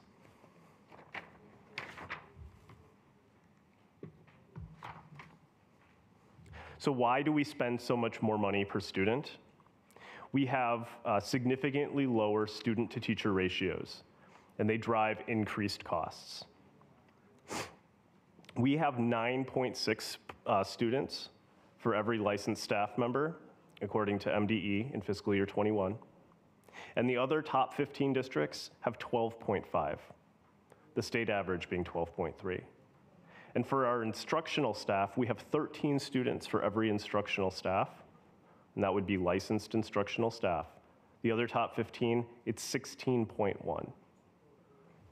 And the state, it's 15.4. So that's a significant difference. And then the question is, why are our ratios so low? The low ratios are driven by the number and size of schools. We simply have more smaller schools than other districts do. And the average number of schools in our district is significantly smaller than other districts. So I'll go through some potential fiscal challenges that we may face. These are the risks that are in our pro forma. Enrollment might decline more than projected. Inflation may limit the district's flexibility in making decisions. And this one is really important. The district may be unable to maintain its special education maintenance of effort threshold.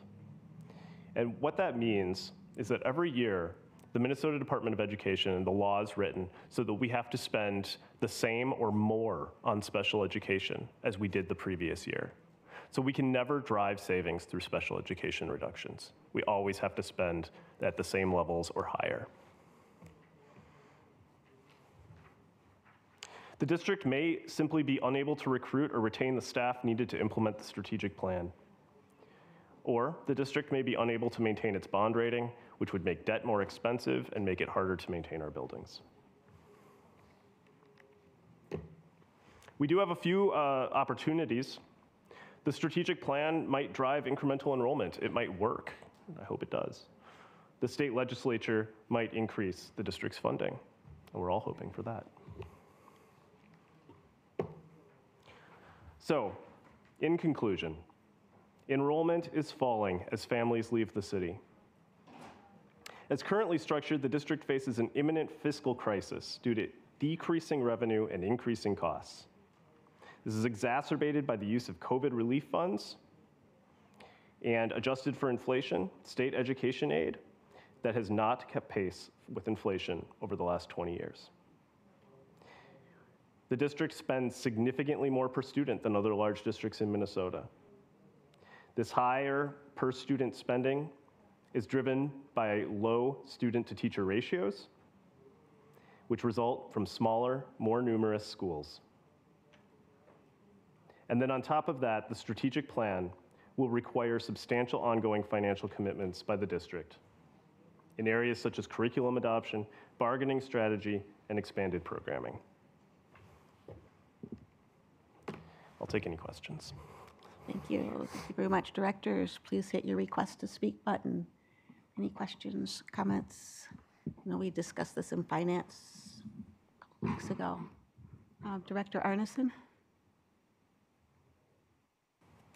Thanks for being here. I did address this in finance, but I think it's just important to comment that no doubt adopting a status quo budget, it's really important to emphasize the current reality. So I always appreciate this pro forma process, and it's not something that we've always done, but it's a really important addition to our budget process so that we can all kind of start in the same place and be clear about our facts.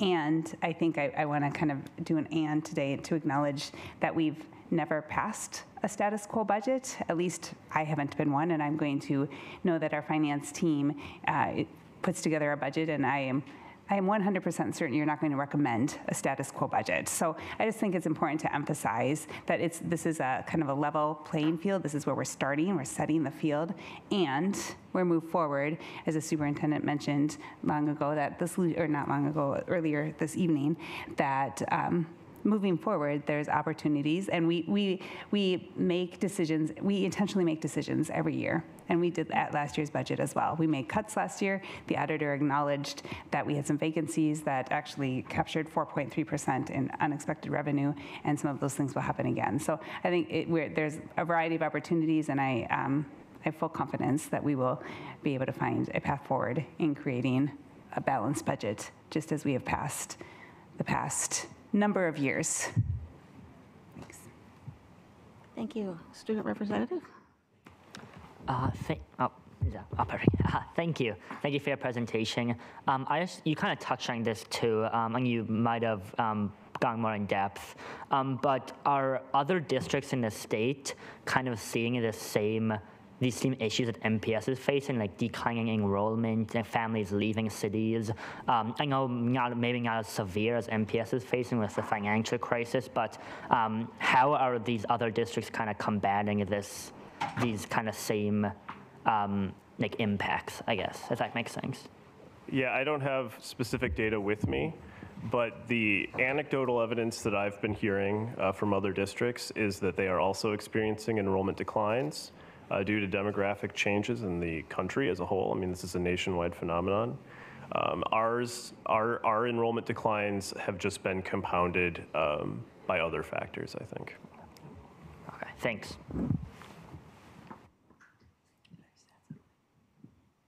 Yeah, thank you. I would just like to add too, as I network and collaborate with other superintendents in the metro area, the ending of ESSER funds is a concern for all districts, and I think it goes to the point of how we're making our next year's investments about ESSER.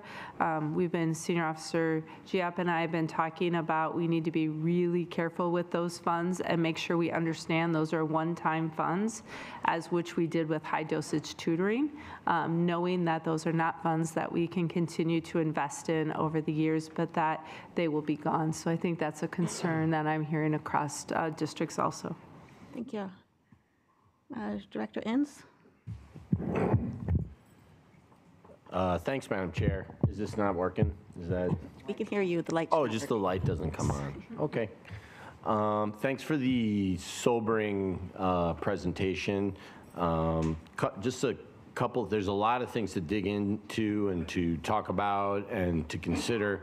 There's a couple of things I just want to ask about, but there's, of course, tons of things that people could talk about with respect to funding and state funding and et cetera, of public education.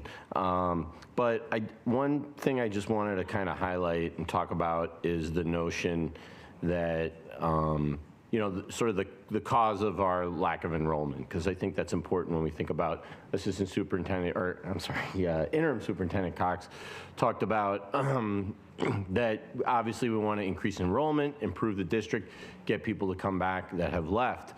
But the point, I think the point that you made, and you even, if you look at the slide, I'm not sure which number it was, but the change in enrollment counts for Minneapolis residents, that one, in fiscal year 22, even charter schools saw a decline in enrollment as well. So even if we were to recapture the 807 students that we lost to charter schools over the last 4 fiscal years, so that's a long, 4 years, 800 students, we'd still be in really difficult financial situation.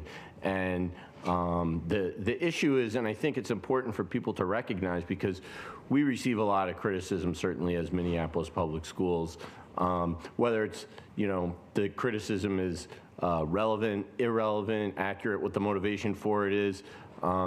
The fact of the matter is that, it's important for us to not recognize, not say, well, if we just do things better, then people will come back. And the reality is that even if we were to get all those folks back that we lost over the last 4 years to other schools, we'd still be in a difficult financial situation. You'd still be up here describing the same basic thing anyway. So I think it's important for us to point that out. And Chief Financial Officer Giap has pointed that out, maybe not that explicitly in the way that in the words that I just used, but I think it's important for everyone to recognize that reality and everyone in the city to recognize that reality, and to not say like, that's it. I just think that's really where we need to, what we need to think about and where we need to stand. Now, the other stuff, some of the other things that you pointed out, like the, and I don't know, I'm not a number cruncher, but if you talk about ratios, staff ratios, for example, some of that is because I think of the different kind of population that we might serve as compared to the average district in the state. And the high need special education services that we provide, for example, that are very staff intensive.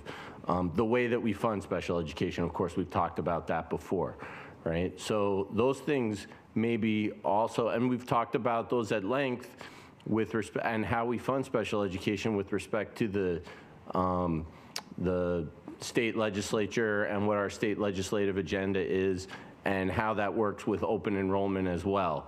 So those things, I think, are not to be just sort of cast aside, and those policy solutions for changing the way we do revenue at the state for our particular population of students that we have, it's not really fair to compare Minneapolis Public Schools with the average Minnesota school district. It's really like comparing apples and oranges, and some of the services that we provide that are not provided by other schools and other districts in the state. So with respect to that, I think we should be critical and be careful about how we present information. And to just say that, well, you know, we have a high, I mean, you're a finance guy, right? Maybe that's why you do it, and that's the reason why, and if you look at it, but we are doing different things than other districts are doing, and so to just say that we have, you know, a lower ratio, there's a reason why we have a lower ratio of staff, is I guess what I'm saying. So I don't know if you want to comment on that at all, if I'm off base. If you have thoughts about that, I'd appreciate hearing them. So do you understand my question? I do, and I think okay, I think that that's definitely something that we would consider. I will note that our special education population is not all that far off from other districts in the metro area as a percentage of our students. Mm-hmm. We do spend more, I think, on special education.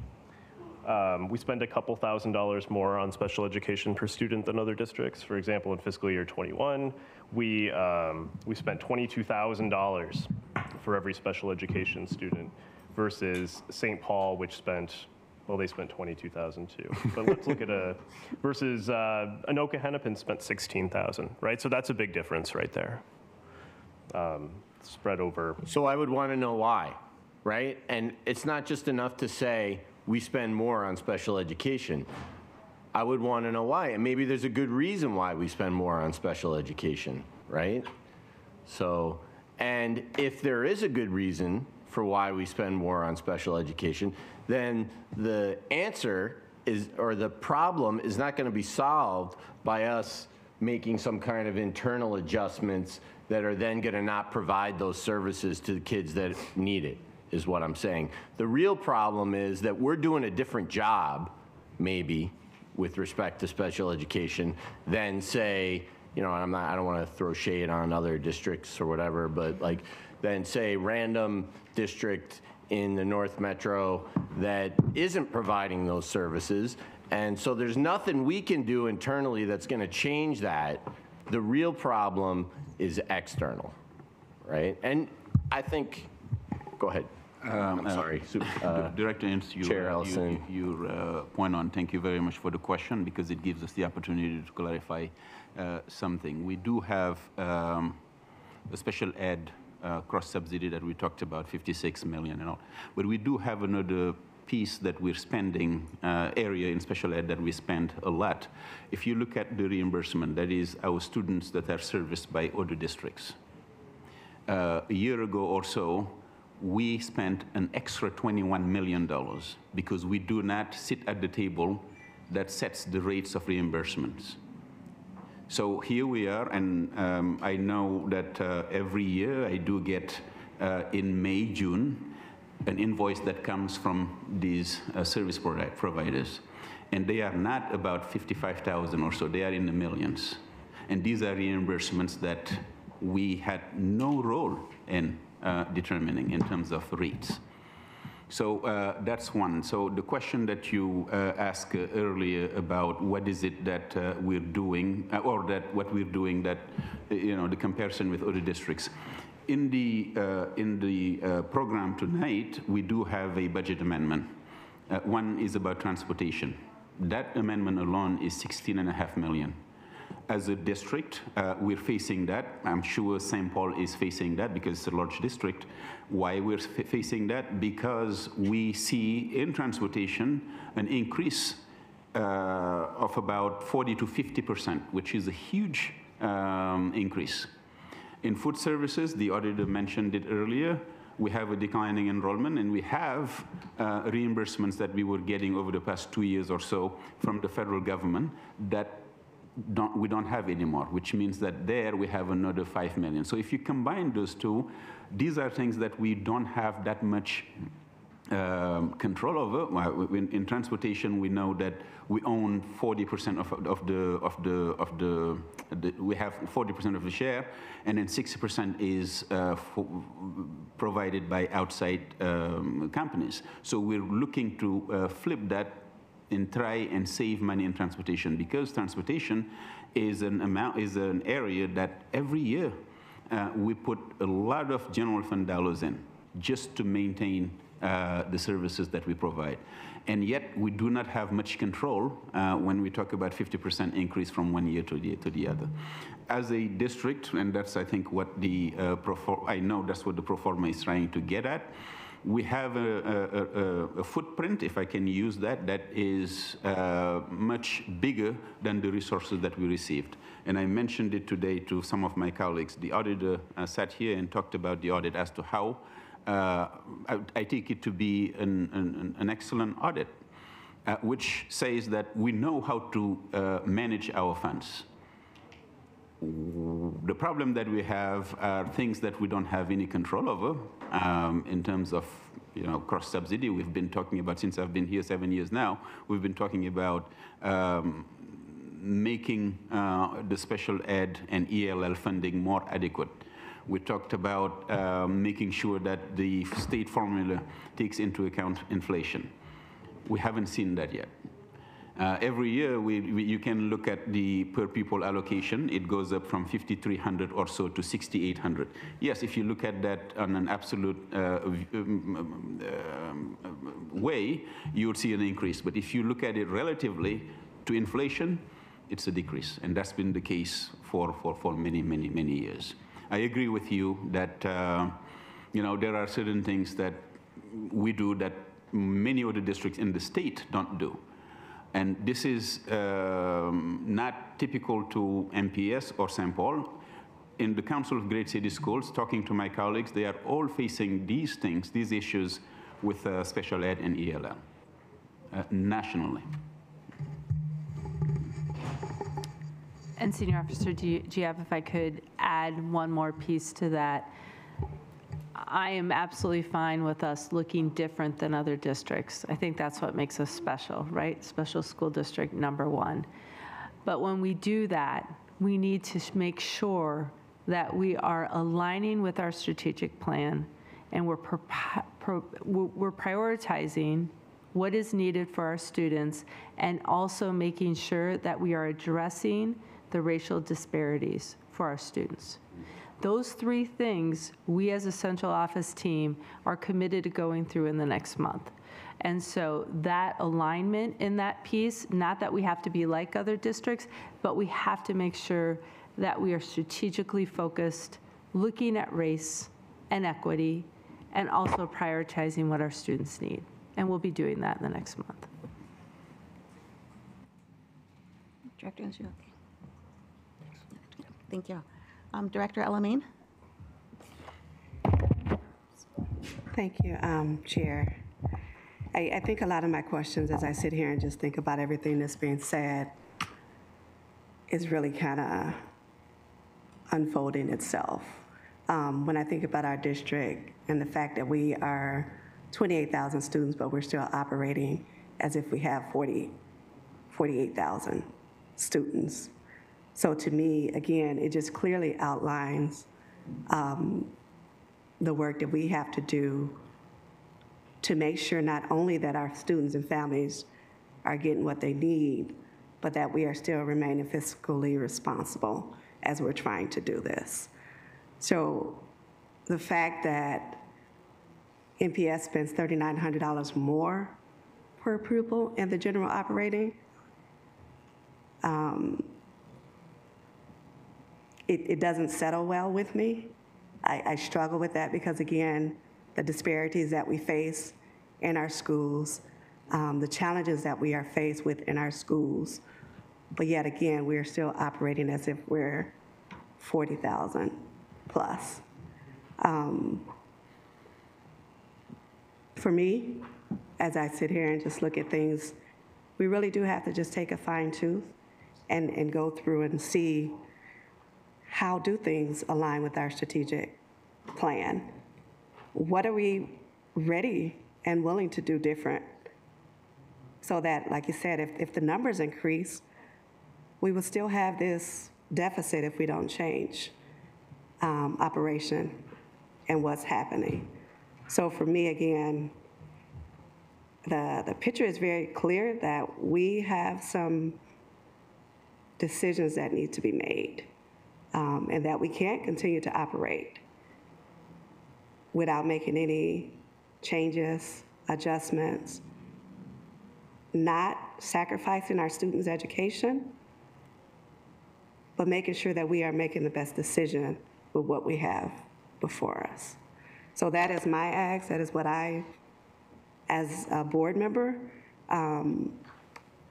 we have some work to do. We really have some tough decisions to make, and to really not compare ourselves to other districts, but to make sure that our families are getting what they need and that we are really, really providing the services that we can as a district.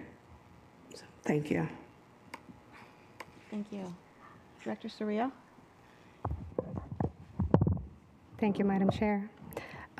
You mentioned, I think it was Interim Superintendent Cox, if we were properly funded for special ed and ELL, we will have an additional of $70,000 million annually. Can you, how much of that comes from the state and how much of that needs to come from the federal government? Thank you. So the bulk of our special education funding comes from the state. They fund about 60% of our special education, and the federal government does not fund the other 40%, like they were for special education. Going to. Yeah, what for about special education. ELL? I don't know on ELL, but I believe the majority of our funding comes from the state. I don't think we get any federal. Yes, for ELL, it's coming from the state, and if you look at the grant going a year back, it was about 5 or 6 million, and we were adding about 15 million, 14 to 15 million to make it adequate. And as Tom said, with the federal government, by 1975, the promise was that they will be participating or contributing up to 40%. And from 1975 to now, I don't think that the federal participation is above 10%. So if the state did the right thing with this extra money that we have, there is some hope.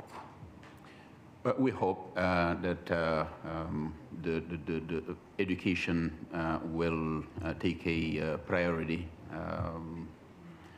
We know what lack of education can create in a country, so I hope that they know that. Thank you, Madam Chair. This is really important, especially for community that are listening, so that we can actually do the right thing to be advocating to fully fund education in our state. Thank you, Madam Chair. Thank you. Director Jordan? Thank you, Chair Ellison. Yeah, yeah, that is kind of eye-opening. But I'll just cut to the chase and say, you know, there's a lot of internal things that we need to do. First off, there's no scenario in which we can continue to operate with over 70 school sites with a dwindling population. There's just no scenario we can do that. What is that going to entail? That's going to entail closing schools. You know, we've tap danced around this issue long enough, right? Closing schools, consolidating sites. I haven't heard anyone talk about, I mean, I've been out, you know, I was just asked about this at Tangletown Neighborhood Association. Parents said, well, what's going to happen now? I said, well, we're going to have to close sites. We're running deficits that are going to get larger and larger. And I think that's it. Unless someone has a financial plan written in crayon in the inside of a pizza box that'll get us out of this mess with maintaining the status quo, I would love to see it, but that's impossible. So that's what part of it's going to entail, but we can also streamline a bunch of our other services and yada, yada, yada, and that's fine. We can come out of this, but we have to do we do have to make hard choices. The state is not going to bail us out. We can talk about getting $65 million or $70 million. We can talk about our legislative agenda till the cows come home, right? But the problem is that just because we have control of the governor and the legislature does not mean we're going to get every single thing we ask. All you have to do is look at President Biden and a democratically controlled Congress. It only took 2 conservative Democrats to derail a lot of the stuff he did. Now we have some we have fiscally conservative DFLers from rural Minnesota who may say that's spending a lot too much. My constituents, we want better investments in other areas. So you're not going to get $65 million. We're not going to index per pupil funding to inflation. You may just get the usual 2 or 3%. So to what I'm trying to say is we shouldn't put all our eggs in one basket and say the state's going to do this, the state's going to do this. That's going to require hard choices on our end. And I'm not happy about it, at all. And I do recognize what everyone else is saying. We do, in these hard times, we still, no matter what, we still need to make sure that our students require those supports and services, continue to receive those supports and services. And I don't care where they go to school at. They need those supports. ELL, special education, home is highly mobile. We need to make sure that we shelter those students from the most serious cuts coming, because they are coming. And I think, we have to hit the ground running because 25 is right around the corner. This is something that's not gonna, we need to think a couple generations ahead. Like in my culture, we always think of what's going on now, but we always think of future generations of students. Or in my community up in Red Lake, we always think of future generations, which is why Red Lake is a closed reservation. Everything's held in trust. So we'll always have our fishing rights for future generations. We'll always have our ceremonies and practices for future generations, not just for present day. And I think we need to apply that type of thinking to where we are now. So 10 years, 20 years from now, when nobody in this room is still here, that this district is still here educating our children from all walks of life and taking care of our staff from all walks of life. So this is something that's really, we have to hit the ground running. And I think we can. I really believe we can. If I didn't believe so, then I wouldn't be here. But I do recognize the fact that yes, population, that's the driving force. It wasn't the CDD. That had nothing to do with our declining birth rates. And for people to say that, and I voted against the CDD, I was not a fan of it, but that's not the problem. The problem is declining birth rate, for one. We're talking gentrification, rapid gentrification, all across the city. I see it in my own neighborhood, of losing our families to the suburbs because they can no longer afford to live here. So there are major issues that we need to overcome moving forward from tonight. Excuse me. So I think, moving forward, we have to be cognizant of the fact that some of this stuff we have to handle on our own. We can't depend on the state. Whatever we get from the state, yes, we can have budget amendments. We've done that before, and whatnot. But you guys are in a very unenviable position, by far. So I do appreciate the presentation, and I think one thing may I suggest is that back in 2015, back when I was just a regular parent, then Interim Superintendent Michael Gore, I believe Chief Diop was brand new to the district, et cetera, and other staff, went all over the district. I think they used to be called area meetings back then, and they went to different sites across the city. And they said, this is what's going on with our budget. This is how we develop our budget. This is what we spend it on, and this is where we're going. I attended the meeting at Ann Sullivan Communications Center, or whatever it was called back then. I sat next to Jim Davney, former State Rep Jim Davney, who was also at that time a fellow South High School parent. And a lot of the information was really brand new to me, how the structure was being, had changed, et cetera, et cetera. We need to do that with our budget pro forma. We need to go out to communities and say, this is where we are at right now. No games, no nothing. People can watch us, they can stream this, cool, fine, I get it. But, we need to go out there in the community, and we need to meet people where they are. They're not here in the Davis Center tonight. They're at home taking care of their kids. They're getting ready to go to their second job. We have teachers up till 4 in the morning doing papers. They want to know where they stand. We have building engineers that are working overnights. I mean, people need to know. We need to go to where they are. Seriously, we really do. And I think that's something that we should consider, is going out to different sites across the city with our pro-forma and our preliminary budget that you guys presented as well. And just explain to people, this is where we are.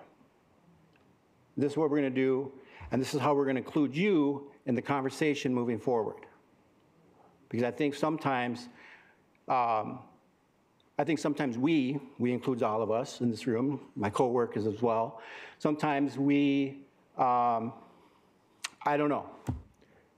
I'm not going to say anything more than lost my train of thought.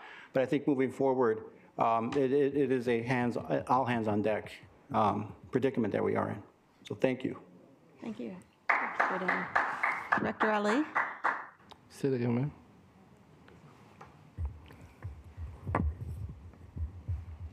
Thank you. The light won't come on. The light's not working, but your mic is. Yeah. Yeah. Thank you very much, Madam Chair.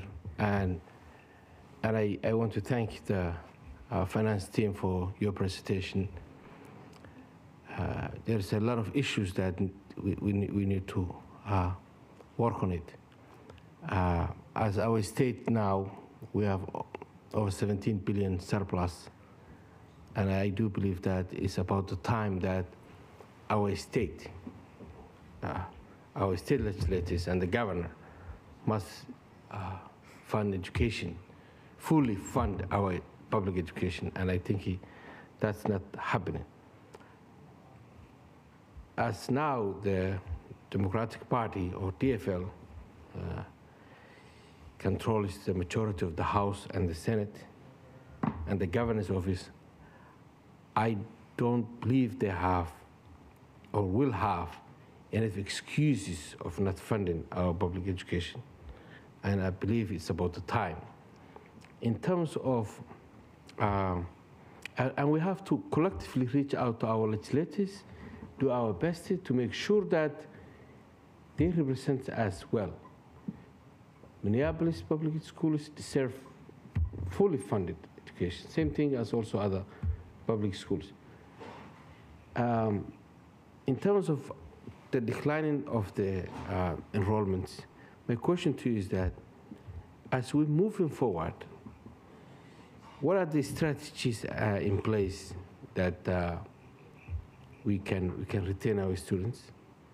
Do you foresee also that the decline of the students will continue? What do you see? How do you see what the future looks like? In other words. So our projection assumes that the trend will continue that we've seen for the last 5 years. And the reason why we went with that assumption in the pro-forma was because we don't have any reason to believe otherwise.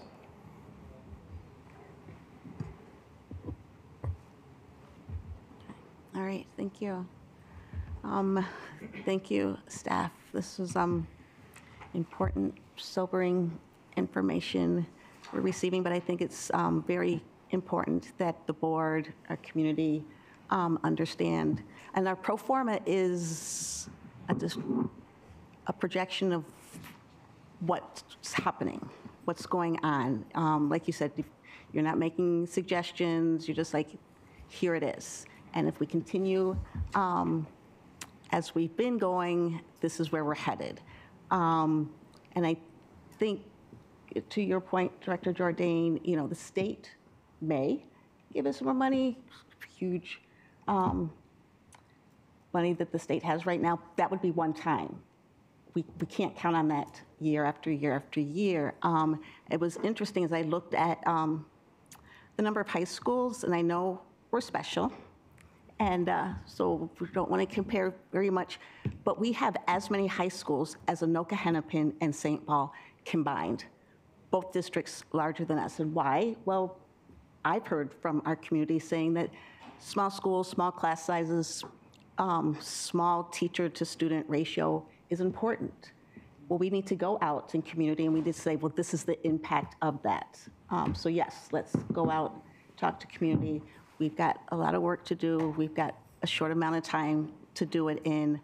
But this is information that we need to know as we move into our budget season, which is starting now. So thank you. Thank you very much. Next is our Policy Committee report. Policy Committee Chair Inns, please go ahead with committee's report. All right, thank you, Chair Ellison. Do I need to do anything here? No. Is something happening? Can I be heard? You can be heard. All right. Thank you, Chair Ellison. The Policy Committee has referred one policy item to the board tonight for a first reading, which is a proposal to repeal Policy 7420. Does anybody know what Policy 7420 is? That is a policy on bonded indebtedness. On regular review, this policy was identified as redundant and unnecessary as its provisions are already included elsewhere in both state law and MPS policy. The committee recommends it be repealed. At our November meeting, which was the final one of the year, the committee also took time to discuss some recommendations that we share with the 2023 committee. It was a robust discussion with some excellent recommendations. That concludes the Policy Committee report, Chair Ellison. Thank you. Directors, are there any questions on the Policy Committee report? Seeing none, we will see that item on our agenda for vote next month. Next, we're going to move to action items. We will first begin with the consent agenda. Reminder, the consent agenda includes routine items that do not involve major policy, budget, or taxing decisions, bond awards, or items related to the superintendent's contract or evaluation. Director Caprini, will you please move approval of this item? So moved. Can I get a second? Second. Approval of the consent agenda has been moved and seconded. Is there any discussion? Seeing none, all in favor say aye. Aye. Any opposed say nay. That motion carries and the consent agenda is approved. Next is a resolution certifying the final property tax levies, which is labeled as Resolution 2022-70. Director Caprini, can I please get an approval of this? So moved. Second. Thank you. Approval of the resolution certifying the property tax levy has been moved and seconded. Is there any discussion? Seeing none, all in favor say aye. Aye. Any opposed say nay. That motion carries and the item is approved. Next is also a finance-related item. It's a budget amendment labeled as Resolution 2022-71. This item, which was referred and recommended by the Finance Committee, makes needed adjustments to account for increased transportation and food service expenses like we heard tonight. Director Caprini, can I please get a motion to approve this resolution? So moved with a snap. Is there a second? I second. Thank you. Approval of Resolution 2022-71. Amending the district's budget has been moved and seconded. Is there any discussion? Seeing none, all in favor say aye. Aye. Any opposed say nay. That motion carries and the item is approved. Next are two policy-related items, both of which had first readings at last month's meeting. Both items were referred and recommended by the Policy Committee. The first policy item is a revision to Policy 3290, which would increase the allowable debt service level from 15% to of the district total operating revenue to 20%. Director Inns, can I please get a motion to approve this? So moved. Is there a second? Second. Approval of Resolution 2022-60, revising Policy 3290 has been moved and seconded. Is there any discussion? Seeing no discussion, all in favor say aye. Aye. Any opposed say nay. That motion carries and the item is approved. The next policy item is a revision of Policy 6682 on emergency health care and an adoption of Policy 6693 on DNR/DNI orders. Director Inns, can I please get a motion to approve? So moved. Second. Thank you. Approval of Resolution 2022-61, revising Policy 6682 and adopting Policy 6693 has been moved and seconded. Is there any discussion? Seeing no discussion, all in favor say aye. Aye. Any opposed say nay. Nay. Thank you. That motion carries and the item is approved. The next item is Resolution 2022-74, which changes the start and end times of several high schools, as we discussed last month, and directs the superintendent to provide update on career and technical education programming implementation. Director Arneson, can I please get a motion to approve this resolution? So moved. Second? Thank you. Approval of Resolution 2022-74 has been moved and seconded. Is there any discussion? Seeing none, all in favor say aye. Aye. Any opposed say nay. That motion carries and the item is approved. Our final action item is approval of the district's legislative agenda, which is labeled as Resolution 2022-73. Director Ali, can I please get a motion to approve this? So move. Can I get a, thank you. Approval of Resolution 2022-73 has been moved and seconded. Is there any discussion? Seeing none, all in favor say aye. Aye. Aye. Any opposed say nay. That motion carries and the item is approved. Our last agenda is to say farewell to those board members and student representatives who will be leaving the board at the end of this month and for whom this is their last meeting. We'll first now offer the opportunity for each of you to make any departing remarks, and then Interim Superintendent Cox and I have a little recognition we'd like to present to you. Later, after we adjourn, I hope everyone can stick around so we can take a few photos together. But first, Student Representative Austin, would you please join us up here on the dais? Interim Superintendent Cox would graciously like to switch spaces with you so you can finish your final meeting up here with us. Thank you. Directors and student representatives will do like we always do. Please hit your request to speak one last time if you'd like to say something, and I'll call through the order. Madam Chair, may I request Ryan to take a picture as we all of us is sitting? We will take pictures after. While we're sitting here. May I ask? Ryan, can you take a picture of the dais? Thank you.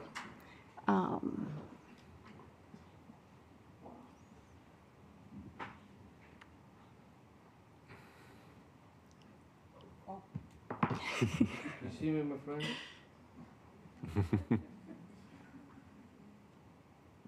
Okay, thank you. Director Booker. Well, I want to start by just saying, as a Washburn graduate and a former North High staff, it's been an honor and privilege for me to serve on this board. I really appreciate you guys appointing me to the board, and I'm continue to be impressed and overwhelmed by the administrative support as well as my peers. At times, the last 6 months has been both challenging and rewarding. So although my journey was short, I am thankful for the experience, and it is time for me to return to the sidelines to cheer on the present, future leaders of the board. And thank you for everyone for really welcoming me and making me feel a part of the team right away. Thanks again. Thank you.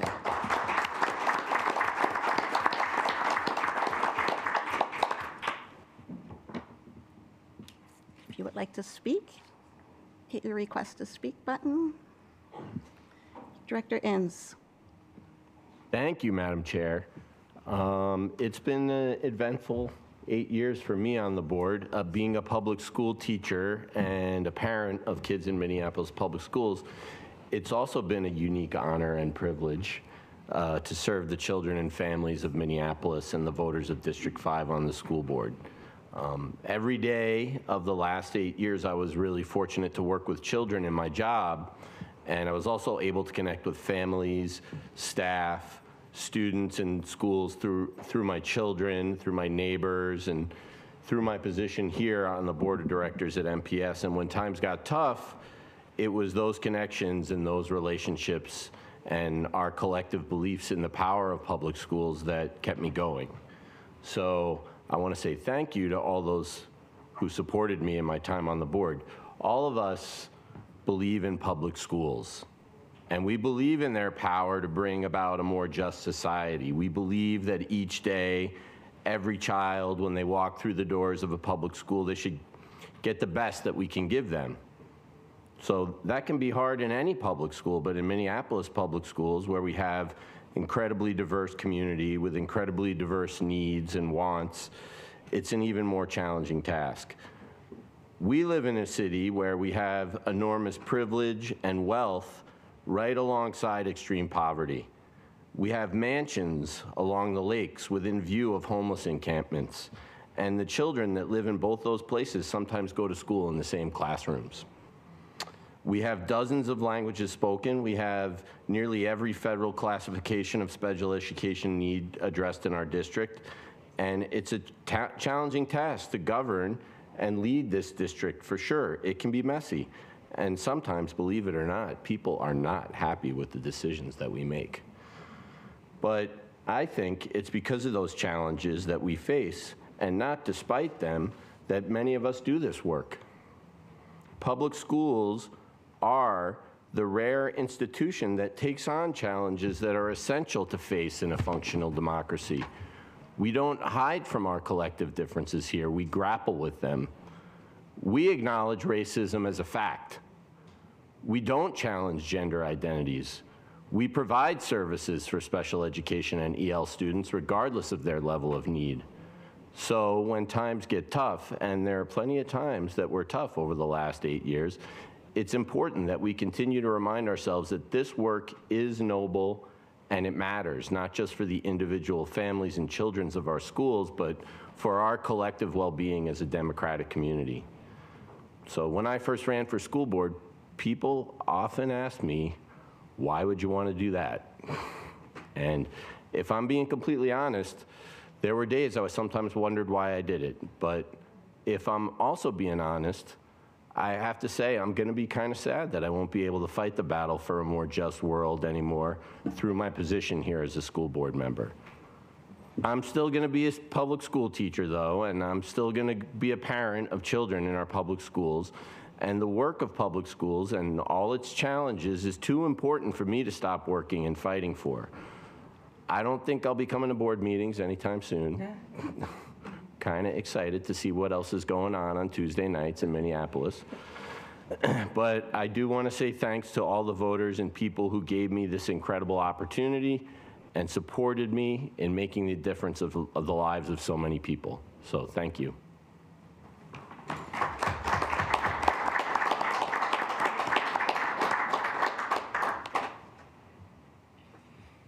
Next speakers, hit your request to speak button. Thank you, Student Representative Wesson. Thank you, Chair. I just want to say that it's really been unbelievable to realize that it's already been a year since I received the honor to serve on this role. Serving on the board has taught me a lot and has definitely been the highlight of my high school experience. This would have not been possible without support and insight from many people. I'd like to thank past Student Rep Kennedy and current Student Rep Wakang for partnering with me in this role. I truly don't know how it would be possible without you both alongside me. A huge shout out to Ryan, who I'm pretty sure has memorized every last thing about the district and basically is a district encyclopedia. With you living conveniently really close to me, I hope it's okay to knock on your door whenever I have questions about MPS. Thank you to the board, Interim Superintendent Rochelle Cox, and previous Superintendent Ed Graff, who trusted me to serve and for being open and honest with my questions and requests throughout this year. Thank you to my teachers, specifically Mr. Yersa and the Principal Dr. Palmer at Washburn, who has always provided important guidance and knowledge. A big thanks to the many MPS staff and cabinet team who have welcomed me with open arms and given me unforgettable opportunities and experiences, and have welcomed my voice at the table. And last, but certainly not least, thank you to the students of Minneapolis Public Schools, as well as citywide, and their present advisors, Jenny, Janae, Sophie, Jason, and the past advisor, Maring, who have all supported me. These are challenging times for Minneapolis Public Schools, and the decisions made today, tomorrow, and into the future are going to fundamentally change where the district heads in the future. I think it's incredibly important that we ensure that district is restored to a place of true excellence where students can become the best versions of themselves. One thing I ask is to remember to be transparent, open, and flexible. I might be a little biased, but also involve students in that process. The discussions and decisions that happen in this very building have a far-reaching impact in your schools, our students, families, and the communities they live in. And after witnessing last year, nothing boils over faster than if you ignore it. Yet, I've personally seen the terrific efforts of the board administrative staff at work, but all I ask is for this idea to be kept at the forefront during these critically important decisions. I look forward to the future with hope. I've been a proud MPS student pretty much my entire life, and I always will be a proud MPS student. I graduate in less than 2 years, but I will be always rooting from the sidelines. Thanks again for this great opportunity, and best of luck in the years ahead. Thank you.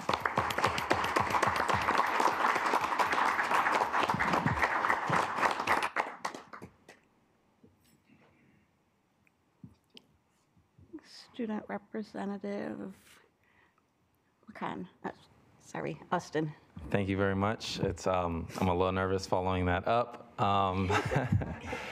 I've been in Minneapolis Public Schools my entire life.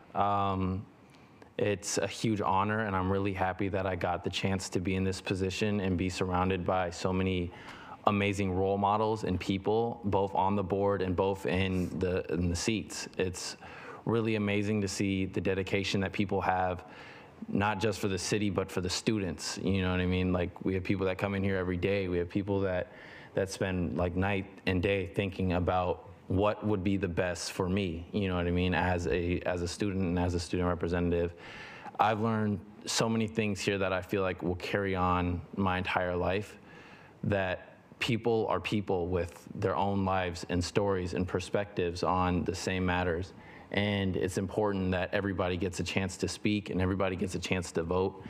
And I'm so happy that I got into this position, and I'm so happy that all of you are here and all of you that care for the city and for education. It's really weird because a lot of people feel today and tonight is kind of the sun setting for them and kind of the end of a big cycle. And for me, it kind of feels like just the beginning of a new cycle. So thank you all for being here with me with that.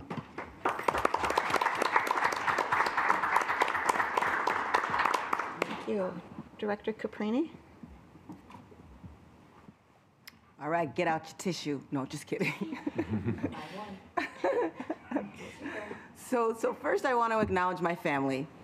When I thought about running for school board, my husband told me to do what I needed to do to ensure that my children would get a better education. He has always been supportive of my work, and I thank him for trusting me and supporting me. Secondly, my daughters. My daughters are smarter than I could ever imagine. I'm grateful for their trust, support, and patience throughout my career and advocating for public education. Thank you for being my brightest lights in my life. In this work, I was able to live out my dreams of not being afraid to share my lived experiences, to share what I didn't know, and ask questions to better understand how things work. I am proud I always stayed true to my values by keeping a focus on our children. I will always believe in the potential of all of our students, no matter where they live, how they live, or who they live with. I believe it is our responsibility to prioritize all of our students' academic experiences and opportunities. This means providing every single student in every neighborhood access to a strong academic programming and enrichment opportunities. But we all know those days were decades ago when we were able to provide those opportunities. But then things took a drastic turn for the worst. And we looked away as if the decisions we needed to make didn't really matter, because the future was so far in the distance. We didn't need to prepare for anything. Over the last 20 years, we have openly ignored changes to our city that have affected our schools and our neighborhoods. I once told an MPS leader in 2015 that I felt like MPS was holding a beach ball in a pool of water. And every year, another person would jump in and push that pool down and hold it down in the water even longer. Today, we have more people holding down that beach ball, and yet the water continues to rise, and the ball can no longer be held down. The board is responsible for ensuring the long-term financial health of our district. Over the last 7 years, MPS has been fortunate to have a senior financial officer that has never shied away from speaking to our financial downfalls and finding ways to balance the budget that many districts across this country may not have had the capacity to be able to do. For the future, there must be a willingness to make difficult decisions, collaborate with those you may not agree with, and accept a plan or an idea if it wasn't yours, but it needs to be chosen. Remember that none of this is about you or me. It is about our children and about our future. As important as it is to hire a new superintendent, I would hope that Minneapolis Public School administrators would begin to create a presentation that discusses school closure. Whether you like it or not, it is inevitable. Every district can do it. Our district can do it, or the state will. The latter doesn't sound good for neighborhoods that have already been negatively impacted in the past. My work has never been about changing history. It's been about doing better because of our history. When we make education more relevant, students see themselves in their work, which leads to stronger academic outcomes. Resiliency is, and I quote, the ability to navigate through adversity, to effectively adapt to change and thrive. For me, it also means to cultivate a sense of calm, clarity, and stability, even when things are stressful and overwhelming. Our students have shown greater balance achieving this than so many adults. Now, settle it down, and I need a little shout out. If I don't mention your name, it's not because you did not impact my time here on the school board. iDream TV. I am at a loss for words. I have taken to watching school board meetings in surrounding cities and states. No production company compares to iDream TV. Edie and Paul, I adore you and your staff. Ryan Strack and Jennifer Lindquist.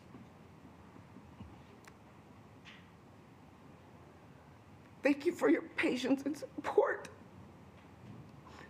Your ability to be in the epicenter of all of this inside and outside the Davis is not only impressive, but truly appreciate your work and your kindness to me. It's been amazing. You've helped me learn my way around my role. And I want to say thank you to both of you. Lastly, today is my sister, Olivia's, would have been her 62nd birthday. And I just wanted to say happy heavenly birthday to her. And for sure, the last thing, thank you to Minneapolis Public Schools. Thank you to the city of Minneapolis and all of the people that have supported me throughout my tenure. I leave here today so proud of me. I leave here with sheer gratitude. And I'm not gonna go away because I care so much about this city and this district. And I know we can get it right. So with that, I say thank you and good night. No, I'm really leaving. No, just kidding.